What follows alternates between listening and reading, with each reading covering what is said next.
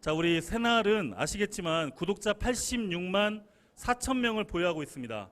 2014년 3월 1일 첫 방송을 송출하여서 2014년 7월 31일부터 매일 유튜브에 업로드하고 있습니다. 여러분 아시죠? 새날 잘 보고 계십니까? 네, 감사합니다. 역시 깨어있는 전주 시민 여러분이십니다. 우리 이덕춘 변호사가 지금 나름대로 열심히 활동하고 있고 또 이 낙후된 전주와 전북을 위해서 열심히 노력하고 있습니다. 한 사람의 노력만으로는 결코 이뤄낼 수 없다고 봅니다. 역시 깨어있는 우리 시민 여러분과 지각 있는 전주 시민 여러분께서 함께 해주실 때 그 힘이 배가 된다고 생각을 합니다. 여러분 제 말에 동의하십니까? 네, 맞습니다. 감사합니다.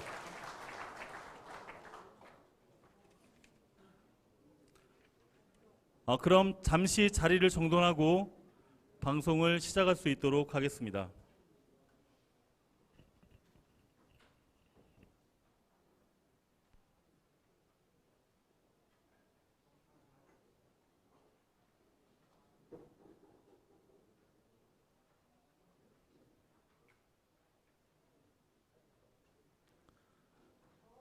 자, 여러분 반갑습니다. 날씨가 추운데도 불구하고 이렇게 먼 걸음 또 바쁘신데도 귀한 시간 내주신 여러분께 진심으로 감사의 말씀을 드립니다. 제가 먼저 인사드리겠습니다. 이덕춘 변호사와 친구로서 동반자로서 열심히 생활하고 있는 사회자 하선경입니다. 반갑습니다. 좀 즐기면서 하려고 하니까 좀 멘트를 제가 좀 가미해도 말씀 이해해 주시고요. 이 자리에 있으면 항상 저는 찌릿찌릿함과 이 짜릿함 그리고 여러분과 함께 대면하고 있는 눈동자 한 분 한 분을 다 보고 있습니다. 네, 그래서 더 집중할 수 있도록 하겠습니다. 네. 자, 그러면 지금부터 전주 새날의 임하다 이덕춘과 함께하는 새날 전주 공개방송을 시작하겠습니다. 이덕춘 변호사와 함께하는 새날 전주 공개방송을 방청하기 위해 오신 지각 있는 깨어있는 전주 시민 여러분을 진심으로 환영합니다. 이어서 국민의례가 있겠습니다. 방청객 여러분께서는 자리에서 일어나 단상의 국기를 향해 주시기 바랍니다. 국기대여 경례!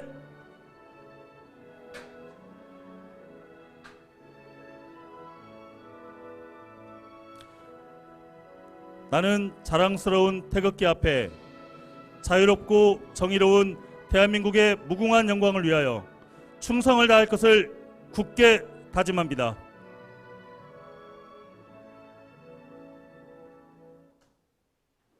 네, 바로 자리에 착석해 주시기 바랍니다.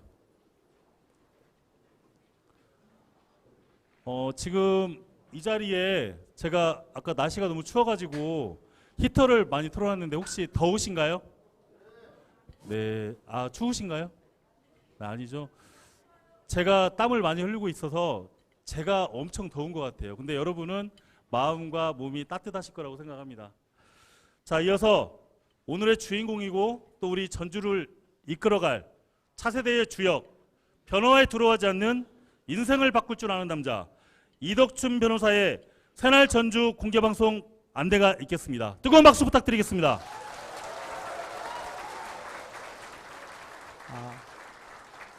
예, 잘 들리시나요?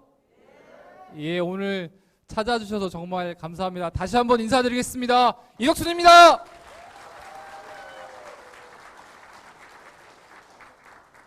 예, 지금 막 말씀드리기에 앞서서 우리 지금 패널들께서 기다리고 계시니까 입장할 수 있도록 하겠습니다. 뜨거운 박수로 환영 부탁드리겠습니다. 예, 효나님, 마차님, 정필승 변호사님 들어와 주시죠.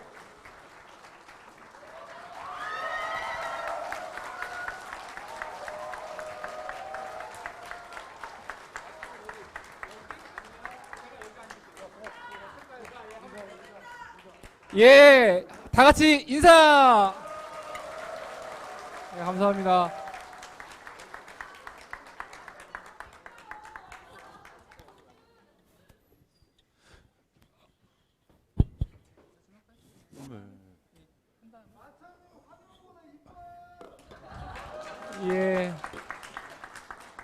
예, 오늘 제가 공개방송 관련해서 한 10분 정도 말씀을 드리고 그 다음에 방송을 시작하도록 하겠습니다.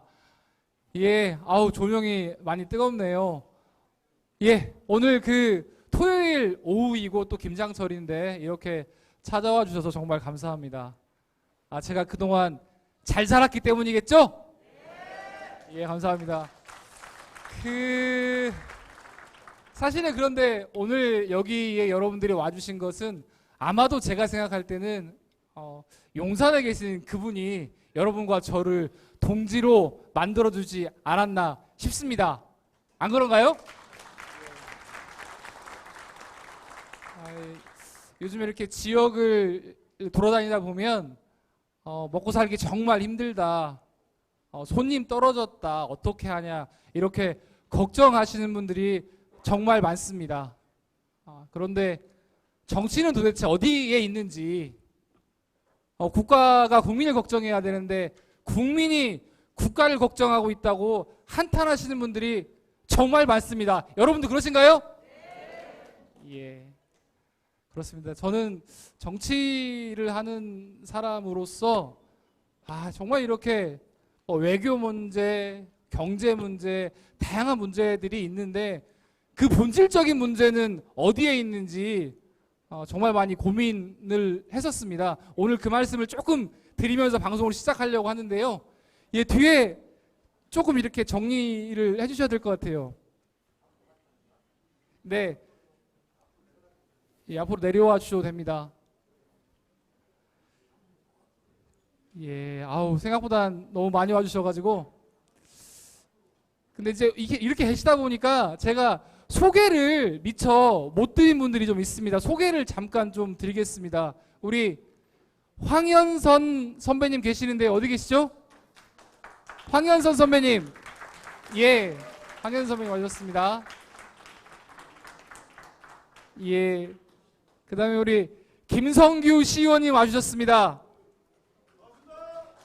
예, 아유. 예, 좀 잘 안 보여가지고. 예, 혹시라도 오늘 소개를 많이 못해서 죄송한데요. 양해해 주시고요. 양해해 주시겠죠? 예, 좀 편안하게 하겠습니다. 예, 예? 네. 계단에, 예. 예, 그래서 제가 이제 우리 대통령의 청와대 이전 문제, 외교 문제, 여러 가지 문제들이 있었는데 그런 문제들의 아예 근본적인 문제는 무엇인가, 이런 고민들을 많이 했었거든요. 제가 그래서 저만 생각하고 있는 대한민국의 문제에 대해서 여러분들께 짧게 한 말씀 드리고 방송 시작하도록 하겠습니다. 여러분 혹시 박정희, 전두환, 노태우, 노무현, YS, DJ, 문재인 대통령의 고향이 어딘지 아시나요? 다 시골입니다. 다 촌놈들이죠. 저도 촌놈입니다만은. 그런데 그런 촌놈들이 70년 동안 정권을 잡았음에도 불구하고 지역이 소멸하는 것을 막지 못하고 있습니다. 여러분 혹시 본인이 시골 사람인데 내가 권력자라면 고향이 무너지는 거 막고 싶지 않으십니까? 저라면 막고 싶을 것 같거든요. 근데 그럼에도 불구하고 촌놈들이 70년 동안 정권을 잡았음에도 불구하고 자기 고향 없어지는 것을 막지 못하고 있습니다. 그 이유가 어디 있을까요? 제가 그 이유를 한번 말씀드려 볼게요. 사실 여러분들 회사를 해보신 분들은 잘 아시겠지만, 회사를 해보신 분들은 회사를 만들기 위해서 정관을 만듭니다. 정관에 따라서 그 회사를 만들어가죠. 사람도 채용하고 회사 본사도 만들고 사장도 뽑고 주주총회도 합니다. 나라도 국가도 결국은 헌법을 통해서 대한민국을 만들어 가거든요. 회사의 정관을 통해서 회사가 어떠한 가치를 추구하는 것인지 설명하고 있다면, 국가도 헌법을 통해서 이 나라가 어디로 가고 있는지 말하고 있습니다. 특히 1조 1항은 정말 중요합니다. 왜냐? 이 나라의 지향점이 어디라고 말하고 있기 때문입니다. 대한민국 헌법 1조 1항은 대한민국이 만들어진 이래 똑같았습니다. 대한민국은 민주공화국이다. 이렇습니다. 북한헌법 1조 1항은 조선민주주의 인민공화국이다. 중국 헌법 1조 1항은 중국은 어떠어떠한 가치를 실현하는 사회주의 독재 국가다. 소련은 연방공화국이다. 이렇게 되어 있습니다. 그런데 우리들이 알고 있는 이른바 선진국들이 있습니다. 대한민국이 3050 클럽에 가입했다고 해서 인구 5천만 명 이상 1인당 국민소득 3만 불 이상인 나라가 세계에 7개가 있는데 미국, 영국, 독일, 일본, 이탈리아, 프랑스, 대한민국이 여기에 들어갑니다. 그런데 이 선진국들의 헌법을 한번 말씀드려 볼까요? 미국 헌법 1조 1항은 이렇게 되어 있습니다. 인간의 표현의 자유는 보장되어야 된다. 인간의 종교의 자유는 보장되어야 된다. 의회는 인간의 종교의 자유, 표현의 자유를 침해하는 입법을 할 수 없다. 독일 헌법 1조 1항은 이렇게 되어 있습니다. 인권은 보장되어야 된다. 국가는 불가침의 인권을 확인하고 이를 보장하기 위해서 존재한다.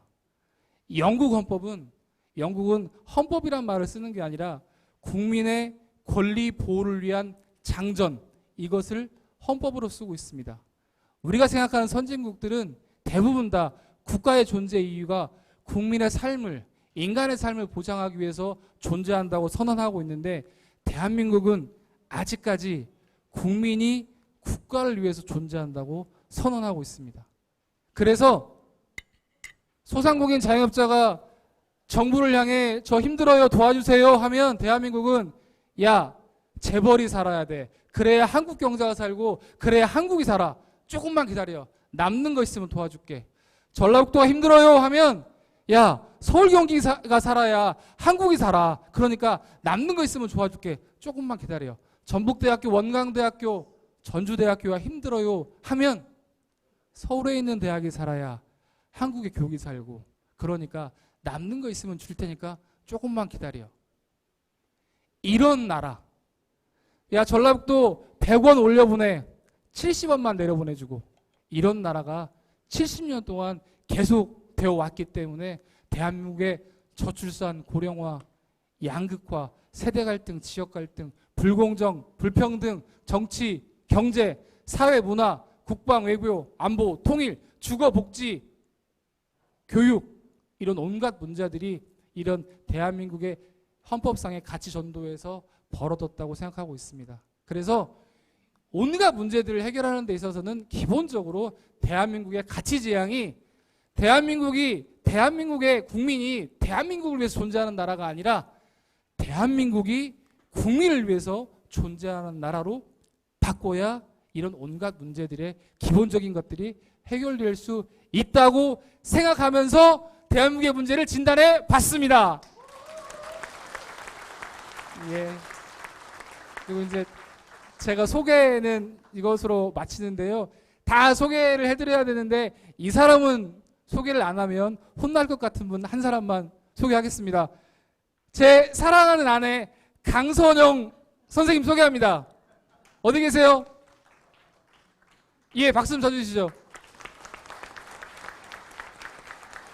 예, 제가 올해 결혼 17년 차인데 오늘 아침에 아내한테 물어봤습니다. 나랑 결혼해서 행복하지? 그랬더니 뭐라고 했을까요? 예, 보류라고 했습니다. 보류. 아직 조금 더 살아보고 말하겠답니다. 보류. 아마 여러분들께서 훌륭한 남편이 되고 사랑받는 남편이 될 수 있도록 도와주실 거라고 생각하는데 어떻습니까? 예, 감사합니다. 인트로는 이것으로 마치고 마이크를 이렇게 넘겨서 방송 시작하도록 하겠습니다. 감사합니다.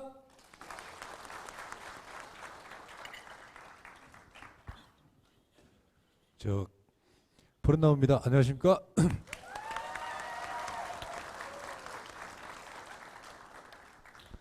이따 정식으로 하고요. 아까 그 이덕춘 우리 변호사 사모님께서 뭐라고 했는지 제가 들었어요. 그 출마 중에 이혼당하는 최초의 남자면 돼볼래? 이렇게 얘기했다고. 맞죠? 응. 자, 웃음소리가 적은 이유가 뭐냐면 몰라 그 사건을. 모르시죠? 네. 이게 뭐냐면 저 용산 어디 가면 늘 부부싸움 소리가 들린대요. 근데 최근에 들린 소식은 뭐냐면 너 임기 중에 이혼당한 최초의 대통령 돼볼래? 이렇게 소리 질렀다고 합니다. 이제 웃기시죠? 네, 네. 자, 방송처럼 한번 해볼까요? 왜냐하면 방송 보시는 분들이 방송처럼 하는구나를 제가 좀 보여드릴까 하고 종이 없구나 종이 이렇게 딱 쥐가. 자, 방송 시작하겠습니다. 지금 제 앞에 세 분 나와 계십니다. 자, 일단 전주에서 멀리서 올라오신 이덕신 변호사 나와 있습니다. 네, 반갑습니다. 전주에서 KTX 타고 올라왔습니다. 예. 네. 옛날에 이렇게 했었죠. 네. 이렇게 했었습니다. 자, 그리고 그 옆에는 변호사 겸 의사 겸 변호사 정필승 변의사 나와 있습니다. 어서 오십시오. 안녕하세요. 반갑습니다. 변호사 정배입니다. 그리고- 놀랍게도 인사 끝났어요. 그리고 제 옆에 마차인 나와 있습니다. 어서 오십시오. 안녕하세요. 새날에서 마차를 맡고 있는 최봄입니다. 이 호흡이요, 이게 방송할 때는 박소리가 안 들리잖아요. 그러니까 호흡이 바로 인사를 들어갔더니 박수 소리에 묻히잖아요. 이거 감안하시고요. 어차피 이거 방송 안 나가고 요거는 보시는 분들만 보실 수밖에 없는, 이제 우리끼리 재밌게 놀다 갔으면 좋겠고요. 이제 걱정스러운 건 뭐냐면은 전주에서 들을 수 없는 용어가 난무할 수 있어요, 방송에서. 근데 이게 이덕진 변호사한테 해가 될까봐 말을 참을 수가 있을까 싶은 이런 거 있잖아요. 그 이렇게 되면 이제 이덕춘 막말 뭐 어쩌고저쩌고 이게 엮일까봐 굉장히 걱정스럽거든요, 지금 제 입장에서. 왜냐하면 내가 봤을 때 그 새끼 사람이 아니거든요. 내가 봤을 때 그래요. 가까이서 보세요. 서울에 용산 바로 건너편이 우리 사무실이 있어요. 이게 직접적으로 느끼는 어떤 느낌이냐면은 내가 태어나서 본 대통령 중에 정말 최야. 근데 전주 분들은 그걸 못 느끼시는 것 같아. 그러니까 제가 원래 욕 많이 하는 사람이 아니에요. 문재인 정부 때까지만 해도 정말 얌전한 사람이었어. 그런데 1년 한 6개월 만에 욕쟁이가 돼버린 거예요. 그 정도로 분노스럽다는 거죠. 왜냐면 욕을 안 하면 속이 터져버릴 것 같아. 아침에 일어나면 오늘은 무슨 일이 터졌나가 제일 걱정스러운 거. 그거를 여러분들처럼 대선 졌으니까 뉴스 안 보면 되지라고 생각하는 부분이 아니잖아요. 대선 다음 날도 방송을 해야 되는 사람이기 때문에 그 스트레스가 뭐 정말 장난 아닌데, 제가 농반 진반으로 말씀드렸지만 그만큼 분노스럽다. 그 분노의 에너지가 전주까지 내려오는 데는 시간이 좀 걸리지 않을까 이런 생각을 해봤고요. 자, 정필승 변호사, 전주 첫 느낌부터 한번 말해봐요. 첫 느낌이라뇨. 저 전주 엄청 많이 옵니다. 저 전주에 예전에 제가 정말 여러분들 믿을 수가 없겠지만 제 여자친구가 있던 시절이 있었어요. 진짜? 일단 못 믿겠네요. 제 여자친구가 여자친구 그때 자체를 못 당시에 믿겠어. 전북대병원에 근무하고 있어가지고 제가 정말 많이 왔습니다. 여기도 사실 전주대학교도 여러 번 와봤었고요. 저 전주 많이 옵니다. 그리고 전주는 먹을 게 많잖아요. 놀 때도 많고. 저는 개인적으로 전주를 되게 좋아합니다. 그래서 많이 와서요. 첫 느낌이라뇨. 12월 첫 느낌 정도 되겠네요. 불과 몇 달 전에도 왔다 갔거든요. 저는. 그래서 저는 잠깐만, 개인적으로 어떤 여자랑? 빨리. 36번째. 그리고 저는 새만금 이쪽이 드라이브하기가 정말 좋아요. 이런 말 하면 안 되긴 하는데 정말 대한민국에서 밟으면서 운전하기 최고인 데가 새만금 저쪽이어가지고 그쪽에 또 대게집도 잘 가는 집이 하나 있어서 저는 정말 자주 옵니다. 밤에 또 드라이브하러 오잖아요.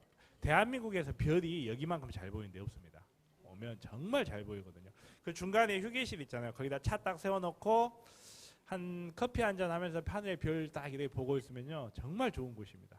그래서 여러 번 온다. 절대 첫 느낌이 아니다. 그리고 저도 전라도거든요. 물론 저는 이제 사투리 같은 걸 전혀 안 써본 게 사람들이 몰라요. 제가 전남 출신이라면 깜짝깜짝 놀래. 그래서 한데 저는 이제 광주 출신이지만 그래서 저는 전주도 자주 오고 굉장히 좋아하는 장소다라는 말씀을 겁나 길게 했습니다. 전주가 처음이라는 우리 마차님. 네, 오늘 저는 전주에 처음 왔습니다. 네. 그래서 항상 그 전주 한번 가보고 싶은데 언제 갈 수 있나 했는데 이덕춘 변호사께서 사실 저희 선배님이거든요. 아, 새날에서 공개 방송 한번 하면 좋겠다. 계속 이야기를 하셨는데 저는 사실 오고 싶었어요. 왜냐하면 전주가 그렇게 맛있다는데 나는 언제 한번 가보나 그 생각으로 푸나님을 설득하기 시작했습니다. 우리 전주 한번 갑시다. 나 못 간다. 너 설득해봐. 사실 저희가 지방에서 공개 방송 같은 걸 한 번도 한 적이 없고 할 생각이 없었기 때문에 푸나님을 일단 설득하는 게 가장 큰 작업이었습니다. 나 못 간다. 그런데 이제 전주에서 정말 열심히 하고 또 우리 새날 패널이었던 이덕춘 변호사 크게 한번 도와드리고 싶어가지고 크게 결정을 하고 이렇게 전주로 와보게 돼서 너무 기쁘고 전주에 사실은 저보다 저는 이제 특성상 제 프랑스 친구들이 많은데 지난달에 프랑스에서 단체로 전주를 와보고 얘네들이 나는 서울보다 전주에서 살고 싶다는 이야기를 계속하는 거예요. 그래서 그 이야기를 듣고 네. 한국 사람으로서 나는 아직 안 가봤는데라는 말을 못했었는데 오늘 와봐서 너무 기쁘고 아울러서 우리 존경하는 이덕춘 선배님이 잘 되셨으면 좋겠다는 마음과 함께 하겠습니다. 네. 그러니까 새날에서 이제 지금 본부장 맡고 있는데요. 이제 군기 잡는 사람이지. 너 어디 나왔노 하다가 대학교 선배 된 거죠. 이렇게 되는 이런 것 같고요. 저는 전주는 저번에 이덕준 변호사 출판 기념회 할 때도 왔었죠. 그 책 정말 잘 읽었어요. 그러니까 이게 일반인들이 아마 지금 그 책 안 갖고 계신 분 계시죠, 솔직히. 근데 사긴 샀는데 읽어보지 않은 분 계시죠. 한번 읽어보세요. 왜냐하면 아주 그 기초적인 법에 대한 이야기, 생활이 필요한 거, 이럴 때 어떻게 해야 되지 하는 거 책에 다 써놔서 이렇게 홍보해 주니까 좋지. 예, 그렇습니다. 이렇게 이야기하는 사람이 없지. 맞습니다. 왜냐면 정치인 출판 기념회가 그래요. 책 사긴 사, 후원금 쪽으로 사고 그냥 벽장이나 뭐 어디에 대충 던져놓잖아요. 라면 끓일 때 쓰고 이렇게 밑에 냄비 깔개 이런 걸로 쓰는데 그 책은 진짜 읽어볼 만했어요. 왜냐하면 목차를 쭉 보면 법에 대한 이야기를, 그러니까 출판 기념회 하는 책들 중에 가장 제가 신기하게 봤던 게 이런 책. 그리고 최근에 그 추미애 장관 쓴 책 있잖아요. 그건 소설이야. 그러니까 이게 일정 정도 굉장히 차별화된 거라고 생각이 들거든요. 그거는 제가 보기에 아이디어라 머리다 이렇게 보고, 어쨌건 전주는 그때 한번 왔었고, 그리고 공교롭게도요, 정변하고 우리 마차님하고 저하고는 고향이 광주예요. 이렇게 고향이 광주야. 근데 이제 생활했던 곳은 이제 나중에 이제 뭐 대학 가고 그러면서 다 흩어지고 그랬지만, 기본적으로 우리 같은 경우는 이제 광주의 정신이 좀 남아 있는 거죠. 저 초등학교 때 5.18 초등학교 6학년 때인데요. 5.18 나가지고 뭐 시체 보고 살았던 사람이라 사실 좀 두려울 게 별로 없고, 이런 측면이 있어. 아까 그 우리 차에 이렇게 픽업해 주신 분이 있어요. 그분 이야기를 되게 공감을 했는데, 전주 사람들은 뭔가 이럴 때 엄청 싸우고 싶은 욕구가 있는데 다른 지역 사람들이 요거를 야 니들 양반이잖아 라고 조롱한다는 거예요. 칭찬하는 말이 아니라. 저번에 한번 그때 출판기념회 할 때 제가 내려올 때 무슨 소리를 들었냐면, 제가 그 촛불 행동의 운영위원이에요. 많지도 않아. 한 20명 중에 하나인데 촛불 집회가 매주 저녁에 있잖아요. 지금 1년이 훨씬 넘었잖아요. 근데 그분하고 이렇게 차를 타고 가다 보니까 놀라웠던 건 뭐냐면, 촛불 집회를 한다는 걸 몰라. 그러니까 서울에서 열심히 하고 있잖아요. 근데 지방 내려가면 저희 고향도 마찬가지예요. 제가 되게 열받았던 게, 저번에 그 12구 참사 나고 이태원 참사가 나고 그때 광주에서 프로야구가 있었는데요. 이태원 참사 때문에 촛불 행동이 있었어요. 한 40만 모였을 때요, 서울에. 근데 광주에서는 지금 프로야구를 열심히 했고 광주 구장을 꽉 메워놨더라고요. 저도 프로야구 엄청 좋아하거든요. 근데 프로야구하고 우리나라 정치를 택하라 그러면 뭘 택하겠어요? 당연히 정치를 택할 수밖에 없잖아요. 그런 면에서 전주에 이렇게 깨어있는 분들이 많다는 게 정말로 어떻게 보면 희망을 본 건데, 집회를 나간다는 건 그런 의미거든요. 내 생각과 똑같은 사람이 이렇게 많구나. 그러면 나중에 이제 자기 주위 사람들한테 그 이야기를 하게 되죠. 사람들 많이 나왔더라. 같이 가자. 이렇게 되는 거거든요. 저는 윤석열 임기 1년 안 남았다고 보는 사람이에요. 다각도로 분석을 하면. 그러니까 총선이 중요해졌는데 이제 이덕춘 같은 사람 많이 올려보내면 저는 1년도 안 남았다고 생각하는 게, 민주당 의석이 그게 무슨 선거제가 되던 간에 민주당 의석만 단독으로 180석이면 윤석열은 끝납니다. 200석 생각할 필요가 없는 거죠. 20석 남겨놓고 뭐 민주당 아닌 당들과 연합할 수도 있는 거고. 그러니까 지금 현재로서는 민주당이 한 175석만 해도 윤석열은 사실상 탄핵 상태, 식물 대통령 이 분위기로 갈 거고, 만약 200석 가까이 혹시나 된다고 하면 그냥 임기는 끝난다고 봐야죠. 왜 그러냐면 열심히 해가지고 열심히 해서 최선을 다했는데 안 되는 것과, 내가 이번에 그 부산 엑스포 안 됐을 때 바로 당일날 한 얘기가 그거예요. 임기 내내 진보 쪽 사람들, 중도 쪽 사람들 다 적으로 돌리고 극우들만 모아가지고 정치를 하겠다고 하니 우리도 돕고 싶죠. 같이 합시다 하면 되는데 같이 합시다가 안 되고 극우들만 정치를 하니까 속으로 그런 생각이 들었던 거 아니에요? 저거 유치하지 마. 저거 유치하면 정말 짜증날 것 같아. 그 심리가 작동을 했다고 보는 거거든요. 그래놓고 뭐 국민 일치단결 이런 소리 하는 거니까, 그렇게 정치를 1년 6개월 해왔던 사람이기 때문에 이게 임기 1년 반, 그러니까 내년 총선 때까지 가면 한 2년 가까이 되는 거잖아요. 2년 만에 심판받는 선거가 돼버린 거예요. 어제 갤럽 여론조사를 보니까 분위기가 그런 거죠. 어떻게 해도 오르지 않고 어떻게 해도 잘 안 떨어지고 딱 그 비슷하게 가지 않습니까? 이건 뭐냐면 윤석열이 잘못하고 있다가 50%가 넘어요. 매우 잘못하고 있다가. 대략 여론조사 보면. 매우 잘못한다는 말은 우리가 항상 방송에서 말씀드리잖아요. 윤석열 탄핵을 할까요 말까요 물어봐도 그렇게 나온다는 거예요. 그래서 이번 총선에서는 자기 진영 아닌 사람들을 적으로 돌렸기 때문에 우리 진영이 다수 의석을 차지하면 윤석열은 일단 처음에는 식물 대통령 될 거예요. 이번에 이동관 도망가는 거 보셨잖아요. 막을 방법이 없는 거죠. 근데 200석 정도 되면 윤석열 자체가 사실상 탄핵이라는 게 다 아시겠지만, 이번 노란봉투법 거부권처럼 거부권 행사하잖아요. 쉽게 표현하면 제의 요구권이라고 해요. 그럼 200석이 필요해? 근데 200석이 야당한테 있어? 그러면 그걸로 끝이에요. 거부권 행사를 못해요.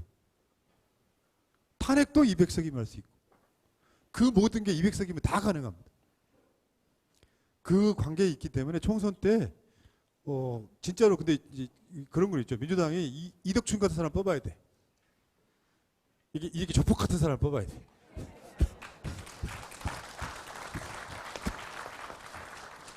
그러니까 이게 머리 자르라고 잘랐다고 하는 것도 제가 칭찬을 되게 많이 했어요. 동네 막 그 사진 많이 봤거든요. 여러분 검색해 보면 이덕춘이 그 동네 시장 돌아다니는 사진이 나와. 그래갖고 막 악수하고 막 명함 나눠주고 그래. 누가 봐도 이덕춘은 보면 건달이에요. 사진으로 보면. 그런데 딱 명함을 꺼냈더니 변호사인 거예요. 그 매력이 생기잖아요. 느낌적으로 그렇다. 잘하고 있다. 머리 더 이상 기르지 마라. 그 머리 말씀을 하셔가지고 제가 삭발한 경위를 모르시는 분들이 계셔서 살짝 좀 말씀을 내가 먼저 해드려도 될까? 말씀하시죠. 왜 그러냐면 이게 새만금 때문에 그 전주에 있는 전라북도에 있는 정치인들이 막 머리 깎는 거 있잖아요. 거기에 산물인 거죠. 박수 한번 주세요. 예. 그 우리 지역의 국회의원들은 새만금 예산이 삭감됐다고 해서 머리를 깎았습니다. 그런데 저는 사실 비슷하기도 한데 조금 다른 이유인데, 그 국민의힘의 송언석 의원이라고 있습니다. 기재부 차관 출신인데 그분이 새만금 예산이 삭감되기 한 2주일 전 정도에 8월 11일 정도에 국힘의 원내 회의에서 이런 발언을 하거든요. 뭐라고 발언을 했느냐? 전라북도가 새만금 잼버리 팔아서 예산 빼먹기에 집중했다. 이렇게 얘기를 해요. 그리고 나서부터 국힘에서 전라북도에 대한 공격을 막 시작하거든요. 그래서 저는 그 송원석의 발언이 전라북도와 전라북도민의 명예를 훼손했다. 마치 전라북도가 사회간접 자본이나 빼먹으려고 노력하는 전라북도 도민들이 마치 파렴치한 사람처럼 전락시킨 그 발언이 원인이 돼서 이런 사태가 벌어졌기 때문에 이 사람을 명예훼손으로 고소하면서 제대로 똑바로 된 수사 검찰이 해야 된다고 얘기하면서 머리를 밀었던 것입니다. 그러면 이야기 나온 김에 칭찬 하나만 더 하면요. 이덕준 변호사가 최근에 검사라는 활동을 하고 있어요. 서울에서. 그 검사를 검사하는 모임. 그 변호사들이 이렇게 해가지고 간혹 이제 국회에 가서 기자회견도 하고 그런데 그래서 옛날 새날 패널이어서가 아니고 다음 주 15일? 네. 15일 날 또 그 검사 이 몇 사람 이제 우리 방송에서 초대해서 인터뷰하는 게 있는데 아무튼 열심히 해요. 그러니까 내가 듣고 있기에 요거는 뭐 TMI이긴 한데 마이너스 통장 개설해서 열심히 빚내 가지고 행사하고 있다는 말씀을 드려서 아마 국회의원들이 돈 벌려고 국회의원 하는 사람은 없을 거예요. 그 이제 검사 말씀하셔가지고 사실 그 검사를 검사하는 변호사 모임을 만들자고 오동현 변호사님이라고 서울에 계시는 분이 연락이 왔었어요. 근데 이제 그 취지의 말씀은 뭐였냐면 아니 그 한동훈 법무부 장관이나 이원석 검찰총장이나 송경호 서울중앙지방검찰청장이 온갖 전횡을 저지름에도 불구하고 예를 들면 그거였죠. 우리 검찰 특활비 관련해서 대법원에서 정보를 공개하라고 판결이 났거든요. 이게 뭐 정보 공개 처분을 취소하라는 판결이 났는데 그러면 그대로 공개하면 되는데 그리고 거기에 개인 식별 자료만 빼고 식당이랑 시간 등을 다 공개하라고 판결이 났음에도 불구하고 개인 식별 자료, 식당, 시간 등을 다 지우고서 공개를 했죠. 재판 도중에는 그러한 자료가 없다고 얘기를 했고 근데 그런 거 관련해서 적극적으로 발언하거나 싸우는 국회의원들이 없다. 그렇다고 치면 우리 같은 좀 변호사들이 젊은 변호사들이 나서서 그 친구들, 그분들 공수처에 고발해서 제대로 처벌받게 하면 어떻겠느냐. 우리가 고발한다고 해서 제대로 수사할지는 모르겠지만 그래도 최소한 잘못하고 있다고 지적하는 법조인들은 좀 있어야 되는 거 아니겠느냐라고 얘기를 했는데 사실은 처음엔 좀 겁났어요. 이게 뭐 여러분들도 경험이 있으신지 모르겠지만 누군가의 잘못을 지적하고 나무 날려고 하니까 내가 그동안 뭐 잘못한 것은 없었나? 스스로 검열을 해야 된다거나 이런 것 때문에 그날 밤을 조금 설쳤는데 이게 뭐 정치를 시작하는 사람이 아까 푸나님 말씀하셨는데 돈 벌으려고 시작하는 건 아니잖아요.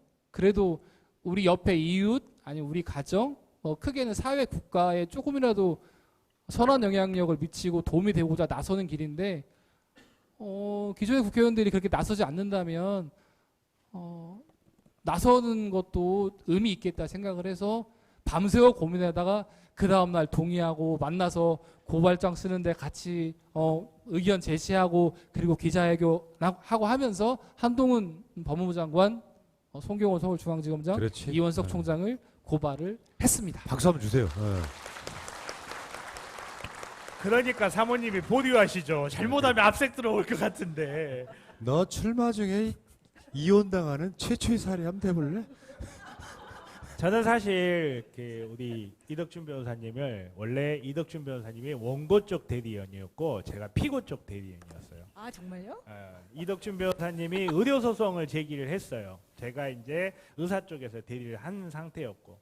근데 이제 의학적 관점에서 봤을 때나 뭘 봤을 때나 제가 봤을 때는 그렇게 어렵지 않은 소송이었어요. 근데 사실 이 의사 출신이 아닌 일반인 변호사가 하기엔 정말 쉽지 않은 소송이었거든요. 정말 쉽지 않은 소송이었는데 제가 그 소송을 진행하면서 저도 이제 여러 번 소송 같은 걸 진행하고 하는데 제가 그때 좀 느낀 게 굉장히 열심히세요. 그리고 쉽게 할 수 없는 일을 쉽게 하세요. 그게 무슨 말이냐면 예를 들어서 소송을 진행을 하고 뭐 하다 보면 서로 간에 이렇게 아무리 대리인이라지만 얼굴 붉힐 일도 있고 상대방에 대해서 안 좋은 감정을 품을 뻔도 하고 막 이런 좀 다툼의 과정에 서 있는 사람들이기 때문에 근데 그 과정에서도 되게 뭐랄까 담담하게 본인 위치가 아니라 그 당사자를 위해서 자기가 약간 이렇게 면을 깎일 수 있는 일을 굉장히 자연스럽게 해내시더라고요. 그게 저는 되게 놀라웠고 두 번째는 뭐냐면 이덕준 변호사님이 새날에서 방송을 하셨잖아요. 근데 진짜 이런 말 죄송하긴 한데 노잼이었어요. 노잼. 근데 노잼인 거하고 그 사람의 역량은 또 별개의 문제거든요. 역량은 별개의 문제인데 하루는 이덕준 변호사님 저한테 전화를 하시는 거예요. 정 변호사님은 말을 잘하고 하는데 재밌게 하는데 나는 재미가 없다는 이야기를 많이 듣는다. 이거 어떻게 하면 좋냐라는 질문을 하시는데 우선은 거기에서 놀라워해야 될 점이 그거를 받아들이고 개선한다는 건 결코 쉬운 일이 아닙니다. 그것도 다 큰 성인의 전문직에 있는 사람이 내가 한계가 어디에 있고 내가 뭘 잘못하고 뭘 잘할 수 있는지를 평가를 한다는 게 결코 쉬운 일이 아니고 두 번째가 현실 정치를 하는 사람은 어떻게 보면 재미랑은 거리를 둬야 될 수도 있어요. 재밌고 유쾌하게 풀어나간다는 거는 또 정치 반대쪽 일선에 있는 사람 입장에서는 기분 나쁜 일일 수도 있는 거거든요. 근데 정치인은 양쪽을 다 아울러야 되는 사람이기 때문에 그런 선택을 하고 그 선택 속에서도 뭔가를 배워서 발전을 하려고 한다는 거는 정말 일반인으로서 혹은 일반 변호사나 지금 40대, 50대를 바라보는 사회 중견인으로서 정말 쉽지 않은 선택인데 그걸 너무나 쉽게 하시더라고요. 어떻게 보면 뻔뻔한 거죠. 근데 저는 그게 정치인으로서 굉장히 훌륭한 자질이라고 생각해요. 그럴 수 있다는 게. 저는 이제 집에 가도 되죠? 그러니까 내가 그 이야기를 준비해 온 게 그런 거거든요. 어저께도 이제 비슷한 컨셉으로 지금 검사 정권과 싸우는 변호사들 뭐 이렇게 시리즈로 하고 있잖아요. 어제 이제 그 김용 재판 관련해서 변호사 3명 인터뷰를 했는데 끝나고 잠깐 이야기할 기회가 있었는데 저는 솔직히 말씀드리면 정치하는 이유를 모르겠더라고요. 우리 방송이 조금 사람들이 알려지면은 악플을 그렇게 달잖아요. 너희도 정치하려고 그러지. 일도 생각이 없는데. 근데 정치를 왜 저렇게 아둥바둥 막 공천 받으려고 그러고 막 지역에서 출판 기념회 하고 막 새를 안 간다고 하는 걸 계속 불러서 하는지를 사실 이해가 안 되더라고요. 왜냐면은 변호사 생활하는 게 더 나아요. 국회의원 월급 소위 말하면 세비가 한 달에 대략 세후 하면은 1,000만 원도 안 됩니다. 변호사 열심히 바짝 뛰면은 1년에 1억 못 벌겠어요? 그런데 최근에 제가 깨달은 게 하나 있어요. 정치 시작하는 게 뭐 국민을 위해서 이런 것보다 첫 번째가 뭐냐면은 여러분 제가 말씀드리면 감탄사가 나올 거예요. 해주셔야 돼. 정치하려고 하는 첫 번째 이유가 내 인생에 대한 오기예요.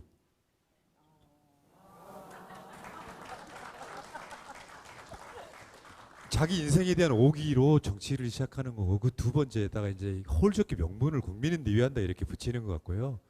실제로 근데 이거는 뭐냐면은 정치의 심리학을 보면 정치는 태도거든요. 속마음이야. 누군가가 없고 지지해요 그러면 귀찮아 할 수 있고 누군가 반대하는 사람이 하면은 예예 하지만 속으로는 주식 욕할 수도 있는 거잖아요.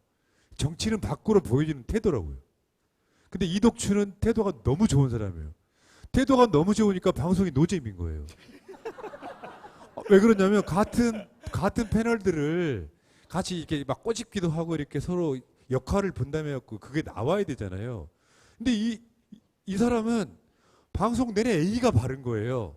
내가 치고 들어가는 것도 A 발라서 못하고. 근데 방송은 노잼인데 정치하기는 최적화된 사람이고. 맞죠? 아니 근데 그 부분에 있어서 이덕춘 변호사가 정말 고민이 많이 있었어요. 마차님 나 이거 어떻게 해야 되지? 이렇게 고민을 많이 하셨었는데 그때는 제가 그냥 말을 세게 하시라고 그렇게 얘기를 했었는데 저처럼 출마할 일 없고 그래서 뭐 다리 한쪽 올리고 김건희 흉내를 내도 아무 문제가 없는 사람은 그렇게 해도 되는데 이제 이덕춘 변호사 같은 경우에는 이전에 이렇게 머리를 파마하고 이렇게 나왔을 때는 어떤 느낌이면 잘생긴 중년 배우의 느낌이었으면 이번에 삭발하고 이렇게 머리가 짧아지니까 본인도 뭔가 더 이렇게 파이팅 넘치는 사람이 됐다는 느낌이 드는 거예요. 그래서 공수처 가기 전에 마찬가지 나 이제 이렇게 쭉 갈래. 나 이렇게 세게 나가야겠어. 라고 말씀하신 적이 있었거든요. 그게 머리가 주는 뭔가 삼손 같은 느낌이 있는 거예요. 삼손은 네, 머리가 머리가 잘리면 안 잘려요. 되는 사람인데. 그 반대로. 근데 이게 머리가 제가 이제 중학교 때는 거의 이 정도 머리였던 것 같아요. 중학교 친구들 만나니까 옛날 모습을 보는 것 같다고 해서 좋아하더라고요. 그런데 이게 어르신들 만나면 남성 어르신들은 머리가 시원해서 좋다 이렇게 말씀하시는 분도 있고 어떤 어르신들은 깡패 같다 이렇게 말씀하시는데 그런데 저는 사실은 이렇게 어목한 시절에 정치하는 사람이 어목한 정권과 싸워서 맞설려면 깡패같이 좀 세게 이런 모습 필요하지 않을까요? 맞습니다. 그렇게 좀 해보고 아니 우리 방송할 때 이렇게 했어야지 사람아. 그러니까요. 아니 그리고 이게 지금 우리 먹고 사는 문제를 좀 해결을 해야 되는데 사실은 우리 정필승 변호사님을 제가 원고고 피고 대리인으로 네. 정필승 변호사님 오셨는데 저는 되게 아시겠지만 되게 예의가 바른 사람이거든요. 그래서 그 심리 끝나고 가서 제가 인사를 먼저 드렸어요. 고생하셨다고 멀리서 오셨는데 근데 그 소송 민사소송 손해배상 사건 우리가 조정으로 끝냈죠. 근데 중요한 것은 제가 의료법 위반 사건으로 죄송합니다만 의사 선생님이 계실지 모르겠는데 의사 선생님을 고소를 했는데 사실 기소돼 가지고 재판받는 일은 많지 않잖아요. 많지 않죠. 근데 결국은 또 유능하신 변호사님이 무죄를 받아내셨지만 저는 검사를 설득해서 기소를 시켰다는 말씀을 드립니다. 사실 그게 정말 이게 우리끼리 이야기긴 한데 그게 쉽지가 않아요. 변호사들끼리의 관련인데 물론 이제 결국 무죄를 받아냈으니까 그리고 당사자 입장에서 당사자는 서로 억울해요 사실 항상. 근데 이제 그게 한다는 거는 저는 그게 솔직히 머릿속에 그려져요. 하려면 얼마나 공부를 해야 돼. 물론 저야 대학 때 했으니까 딱 보고 이렇게 보면 알지. 근데 그 과정을 입체적으로 그려내서 이걸 검사를 설득을 해가지고 법정까지 끌고 나가는 그 과정 자체가 정말 쉬운 일이 아닌데 정말 이게 변호사 입장에서 이야기하면 정말 이게 인건비도 안 나오는 사건이었어요. 정말로 인건비도 안 나 같으면 안 맡을 사건. 나 같으면 안 맡을 사건인데 그거를 맡아서 본인이 책임감 있게 그렇게 끌어나가고 이제 결국은 조정까지 해 나간다는 게 정말 쉽지가 않은데 이 와중에 정치가 본인이 정치 활동을 하려고 하는 그 와중에 또 어떤 사건에 집중을 해서 그렇게 업무를 끌어나간다는 거는 정말 같은 변호사 입장에서 정말 좀 찬사를 주지 않을 수가 없는 거죠. 굉장한 능력이에요. 그때는 그런 말씀 안 하셨습니다. 당연하죠. 그때는 상대표인데. 그런 것 같아요. 그 이덕춘 변호사 겪어보면은 제가 가자라고 했던 것 중에 하나가 이덕춘 내 김치가 있어요. 해년마다 김장을 담으면 저한테 보내줘요. 처음 보내줄 때 김치를 엄청 많이 보내가지고 아예 우리는 김장을 아예 안 하고 겨울 날 정도인데 김치가 나는 못 받았는데. 김치가 너무 맛있는 거예요. 올해도 조금만 보내달라고. 이게 사람이 이런 게 있잖아요. 그건 인격이라고 보는 건데 다시 말씀드리지만 방송 잘하는 놈이 인간성이 좋지 않거든요. 그런 거랑 약간 비슷한 맥락이고요. 그러니까 이제 오히려 이덕춘을 방송에서 내렸던 이유가 저는 솔직히 말씀드리면 이덕춘에 대한 사랑 같은 거였어요. 왜냐하면 저렇게 사람 좋은 것만 보여주면 이런 엄혹한 시기에는 사람들이 욕을 해요. 왜 너는 못 싸우냐고. 그러니까 정치 안 할 우리 같은 사람들이 너무 흥분되면 막 쌍욕하는 게 보는 사람들 입장에서는 훨씬 더 시원할 수 있는데 여기 있잖아요. 우리는 다 윤석열이 하고 있는데 이덕춘 변호사만 윤석열 대통령께서라고 이야기하면은 사람들이 쟤는 윤석열이 편인가 보다 이렇게 생각을 하는 게 있는 거예요. 근데 저는 이렇게 봅니다. 이 지역에 고향을 떠나올 때 제 기억이 선한 게 이제 뭐 학교 오겠다고 뭐 이런 과정을 오면서 이제 갓 20살쯤 됐을 때 고향을 떠나오잖아요. 서울로 학교를 가잖아요. 그러면 마음속으로 그래요. 그 아마 여러분들 그런 향수가 있었는 분들이 있는지 모르겠는데 아마 살다 보면 그런 향수 있으실 거예요. 그 고향 떠나오는 게 되게 슬프고 내가 학교만 마치면은 학교 마치고 바로 고향 가서 뭔가 일을 해야지 생각하는 사람들이 꽤 있을 거예요. 그렇게 올라간 사람들, 서울 간 사람들 99%는 약속을 못 지킵니다. 왜? 학교 다니고 군대 갔다 오고 졸업하고 하는 과정 거치면 여기가 더 익숙해져 있거든. 근데 이덕준 산 걸 보니까 자기 마음속에 그런 약속을 지킨 것 같아요. 그 우리나라에서 손가락으로 꼽히는 대학을 나와서 내 고향으로 내려가기가 쉽지 않아요. 그 정도 보면요.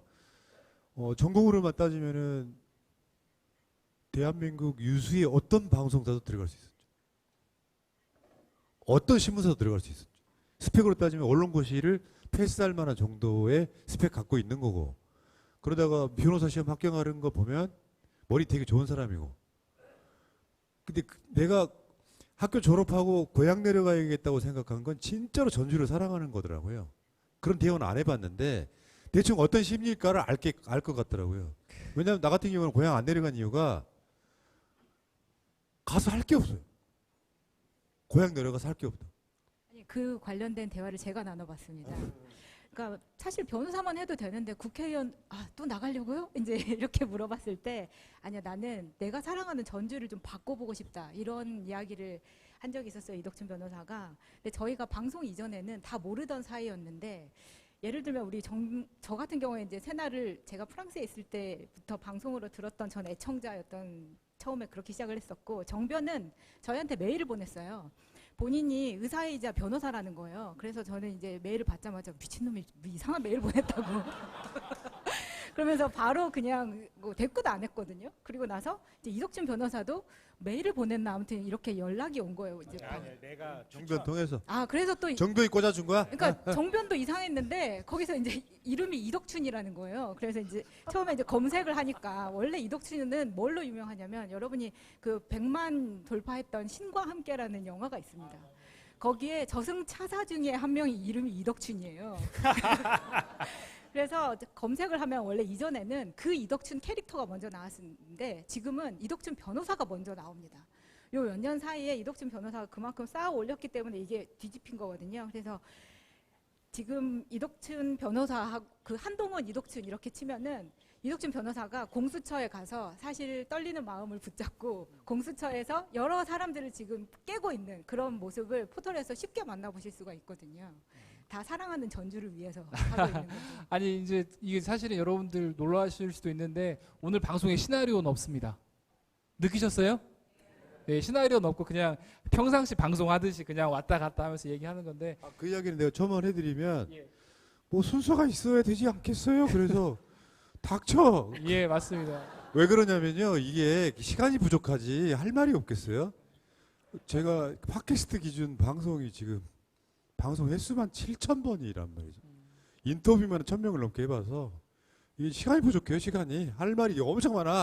야, 걱정하지 마라. 그니까요. 대본 없이 가야 재밌다. 예, 맞습니다. 제가 그 전주에 왜 내려왔는지 어떻게 내려왔는지에 관련해서 조금만 말씀드리면 사실은 외람된 말씀입니다만 이렇게 어떤 깊은 철학적인 고민을 통해서 내려온 건 아니었고요. 진짜? 예. 살다 보니까 내려와졌습니다. 그랬다 그래. 예, 은행에 제가 사실 대학을 졸업하고 한국외환은행에서 은행원 생활을 좀 했었는데 그러다가 이제 전북일보에 와서 신문사 기자 생활을 하면서 그 전에 전주에 내려와서 전주에서 활동하게 됐었고요.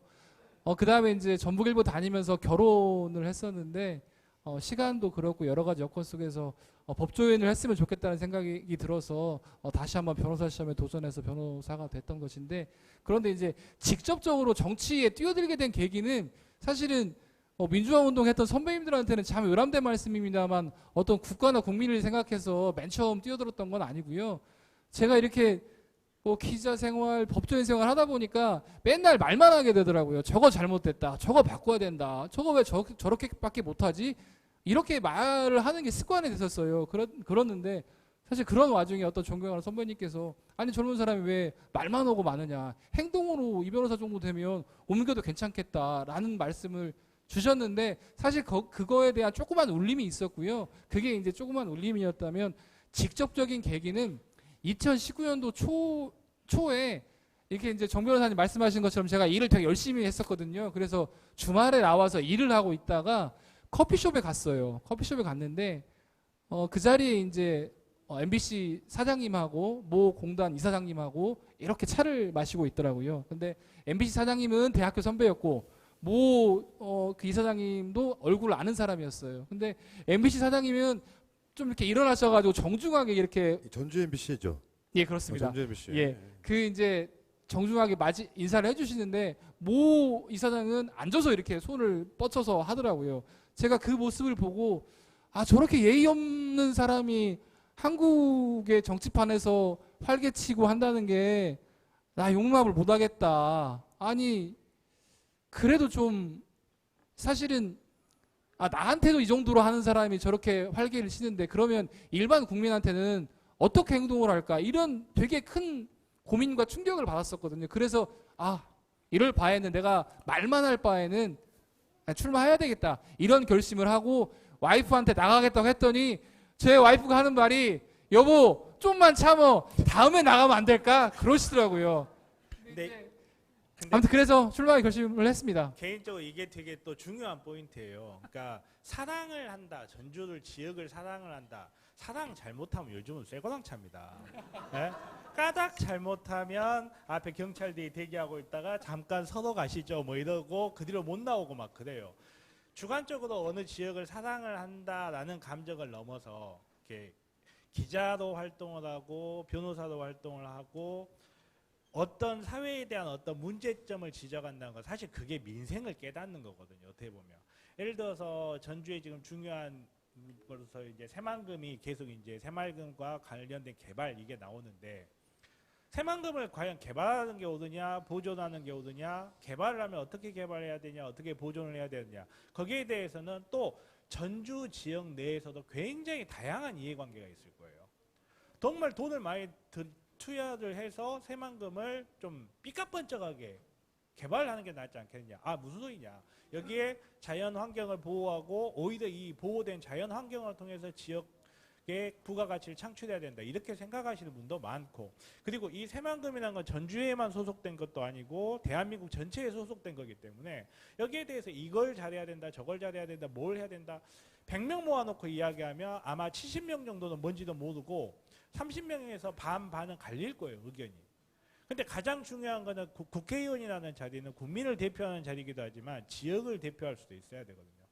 이 지역 내에서 이 지역 사람들이 어떻게 생각하는지를 오랫동안 느껴온 사람이 아니면요. 정말로 사랑한다 이런 게 될 수가 있거든요. 어떻게 새만금을 사랑하고 어떻게 전주를 사랑하고 이걸 넘어서 전주 사람들이 무엇을 원하고 이 원하는 걸 어떻게 발전시킬 수 있는가 하는 거는요. 어디에서 꽂혀서 오는 사람 절대 할 수 있는 일이 아닙니다. 전주에서 오랫동안 생활 거점을 두고 본인이 기자로 활동하면서 전주 시민들이 뭘 제일 궁금해하고 뭐가 제일 문제라고 생각하는지 그리고 변호사나 의사라는 직업을 얼핏 생각하면 굉장히 보수적인 직업이라고 생각할 수 있지만 어떻게 보면 가장 진보적인 직업이기도 해요. 항상 사회 약자들을 만나는 직업이거든요. 그러다 보니까 본인이 느꼈을 때 전주 지역에서는 지역민들 사이에 어떤 것으로 분쟁이 일어나고 어떤 것을 가장 심각한 문제로 보고 있구나. 이거를 수년 동안 느껴오고 여기서 숨쉬고 그리고 정치를 준비해온 사람이 할 수 있는 일이지 그렇지 않은 사람이 할 수 있는 일이 아닙니다. 그거는. 그래서 그냥 단지 전주를 사랑한다. 그것보다 더 중요한 거는 전주에서 살아 숨쉬고 있다는 거예요. 관련해서 내가 지역 정치를 좀 압니다. 뭐냐면은 실제로 보면 국회의원들은 스카이 나온 사람들만 하는 것 같잖아요. 지역에 가면은 지역 출신들이 있고 서울에서 그러니까 고향은 그 지역인데 서울에서 학교 다니다 이런 사람들이 있어요. 그게 지역 내에서 일종의 서로 간의 그 관계가 굉장히 오묘합니다. 그래서 이렇게 당이 달라도 그 지역 대학교 선후배가 끌어주고, 쉽게 표현하면 서울에서 내려온 사람들을 견제하는 것도 있어요. 그 인맥이란 게 이런 걸 정말 자세히 봐야 돼. 사람을 아마 전주도 대충 비슷한 게 있죠. 대충 그런 방식으로 끌어가는 게 있는데, 이 지역 내에서 출신인데 이게 쉽게 표현하면 전북대 출신이냐 고대 출신이냐가 뭐가 그렇게 중요하겠어요.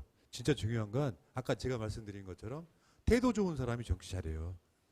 속마음이 어떨지 모르지만 늘상 보면 감사합니다, 고맙습니다, 사람을 따뜻하게 대하는 사람이 있잖아요. 여러분들 아까 그 밖에서 여러분과 악수를 했거든요. 근데 어떤 정치인 있잖아요. 다가가기 힘든 사람들은 정치 잘할 수가 없어요. 늘상 사람 손잡는 게 이런 거 있잖아요.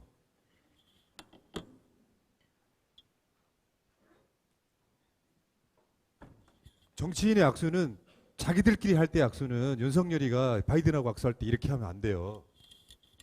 두 손으로 하면 안 된다고. 근데 지역에 있는 국회의원들의 악수는 두 손으로 하는 게 맞아요. 이게 아니고 양손으로 유권자의 손을 잡아주는 게 맞아요. 특히 겨울에 손 춥잖아요.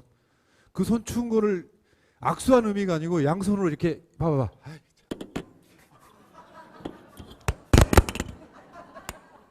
이게 정치인의 자세라는 거고 이게 태도라는 거거든요. 이거 내가 봤을 때 제일 잘할 사람이 이덕수. 다가가기 쉬워야지. 다가가려면 디올 필요하고 그러면 안 되죠. 정치인이나 공직에 있는 사람들이. 예. 두 손으로 근데 악수를 하다 보면 조금 불편한 점이 있어요. 이게 두 손으로 악수를 하면 사실은 허리가 확 굽어지거든요. 근데 그게 반복되면 허리가 아파요. 그래서 제가 얻은 팁이 양발을 모으지 않고 양발 앞뒤로 좀 벌리고 나서 두 손으로 인사를 하면 허리가 덜 아픕니다. 저희 병원에 오세요. 앞서서 이제 푸나님이 김치 말씀을 해주셨는데 제가 김장철이고 하니까 김치 얘기를 조금만 드리면 저희는 시골에서 김장을 보통 한 250포기 정도 했었습니다. 뭐 누님 친구 이모들 이 정도 했었는데 올해는 김장이 130포기로 줄었더라고요. 줄었고 근데 이제 김장은 요즘 다들 많이 드시진 않잖아요. 많이 줄었는데 박스로 싸는 게 한 20개가 좀 많아요. 이번에는 15개 정도 됐더라고요. 그래서 우리 뭐 친척분들, 형님들, 집안 형님들 또 이렇게 푸나님 다른 분들 드렸는데 그렇게 하지 말자고 몇 년째 말씀을 드렸거든요. 어머님께. 그런데 어머님께서는 뭐 다들 그러실 텐데 그래도 조금 건강할 때 챙겨주고 싶다 이런 말씀을 드렸고 특히 좀 고마운 것은 장모님이 올 3월 달에 돌아가셨어요. 장인어른께서는 2019년도 9월 달에 돌아가시고 그리고 우리 처남이 한 명 있거든요. 그래서 장모님 돌아가시고 맞이하는 첫 김장이었는데 처남 댁 것까지 김장을 하는 것이 번거롭기도 하고 맞을까 싶어서 좀 그랬었는데 어머니께 말씀을 드렸더니 아니 하나밖에 없는 남동생 안 챙겨주면 되겠냐 하셔가지고 김장을 싸 주셔서 잘 보냈더니 처남이 잘 먹고 있다고 전화가 왔습니다. 근데 요즘은 길 가다가 대화하다가 처남이란 단어만 들으면 스트레스가 올라와가지고 이렇게 지나가다 처남하면 깜짝 놀래고 뭔가 처남이라는 단어 굉장히 오염된 것 같고 뭐 그런 느낌이 들어요. 사모님이 그러시니까 보류하시죠. 250포기를 하고 계시는데 그나마 이번에 쪼대가지고 두고 봐도 되려나? 더 쪼들려나? 이러고 계시는 것 같네. 근데 김치 맛있어요, 진짜. 제가 소울푸드가 김장김치예요. 익은 거 말고.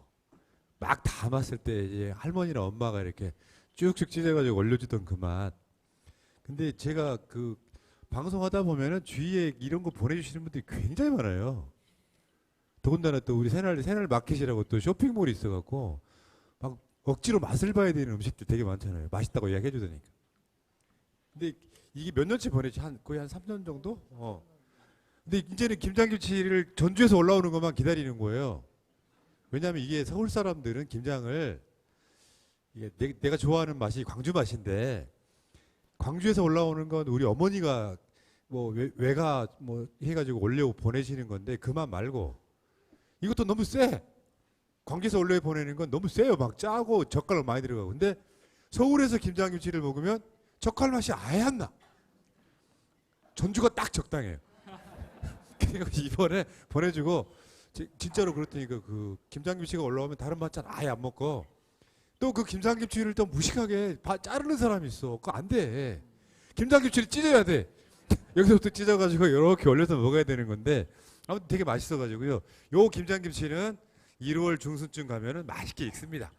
그때는 이제 김치찌개 끓여 먹으면 되고. 이제 김장 관련해서 제가 좀 변한 게 있는데 예전에는 김장을 하면 김장통만 날랐거든요. 정리를 해주고. 그런데 매년 가을 겨울 될 때 이제 김장 봉사를 하다 보니까 이걸 좀 묻혀야 되잖아요. 그래서 이제 버무린 것을 김장 속에 넣기를 한 달 했더니 이번에는 김장할 때 집만 날르는 게 아니라 김장 속 넣는 것도 도와서 사실은 정치하니까 뭐 여러 가지 생각도 바뀌지만 삶의 양식도 많이 바뀌고 있구나 이런 생각을 좀 했습니다.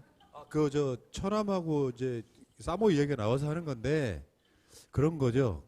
좋은 직장을 다니다가 나 변호사가 돼야 되겠어. 그러면 직장을 그만둔 거잖아요. 그리고 최소 3년 이상은 공부해야 되잖아요. 근데 결혼해서 애들까지 낳고 살고 있어요. 그거 부인이 오케이 하는 건 굉장히 힘든 일이에요. 그때도 혹시 오케이가 아니라 보류하신 거 아니에요? 그러다가 합격하면 다행인데 지금 로스쿨 같은 경우는 요즘 횟수 제한 생겼죠. 오해도록 뭐 이게 시험 시대 같으면은 뭐 사법 시험 구수한 놈이 하나 있잖아요.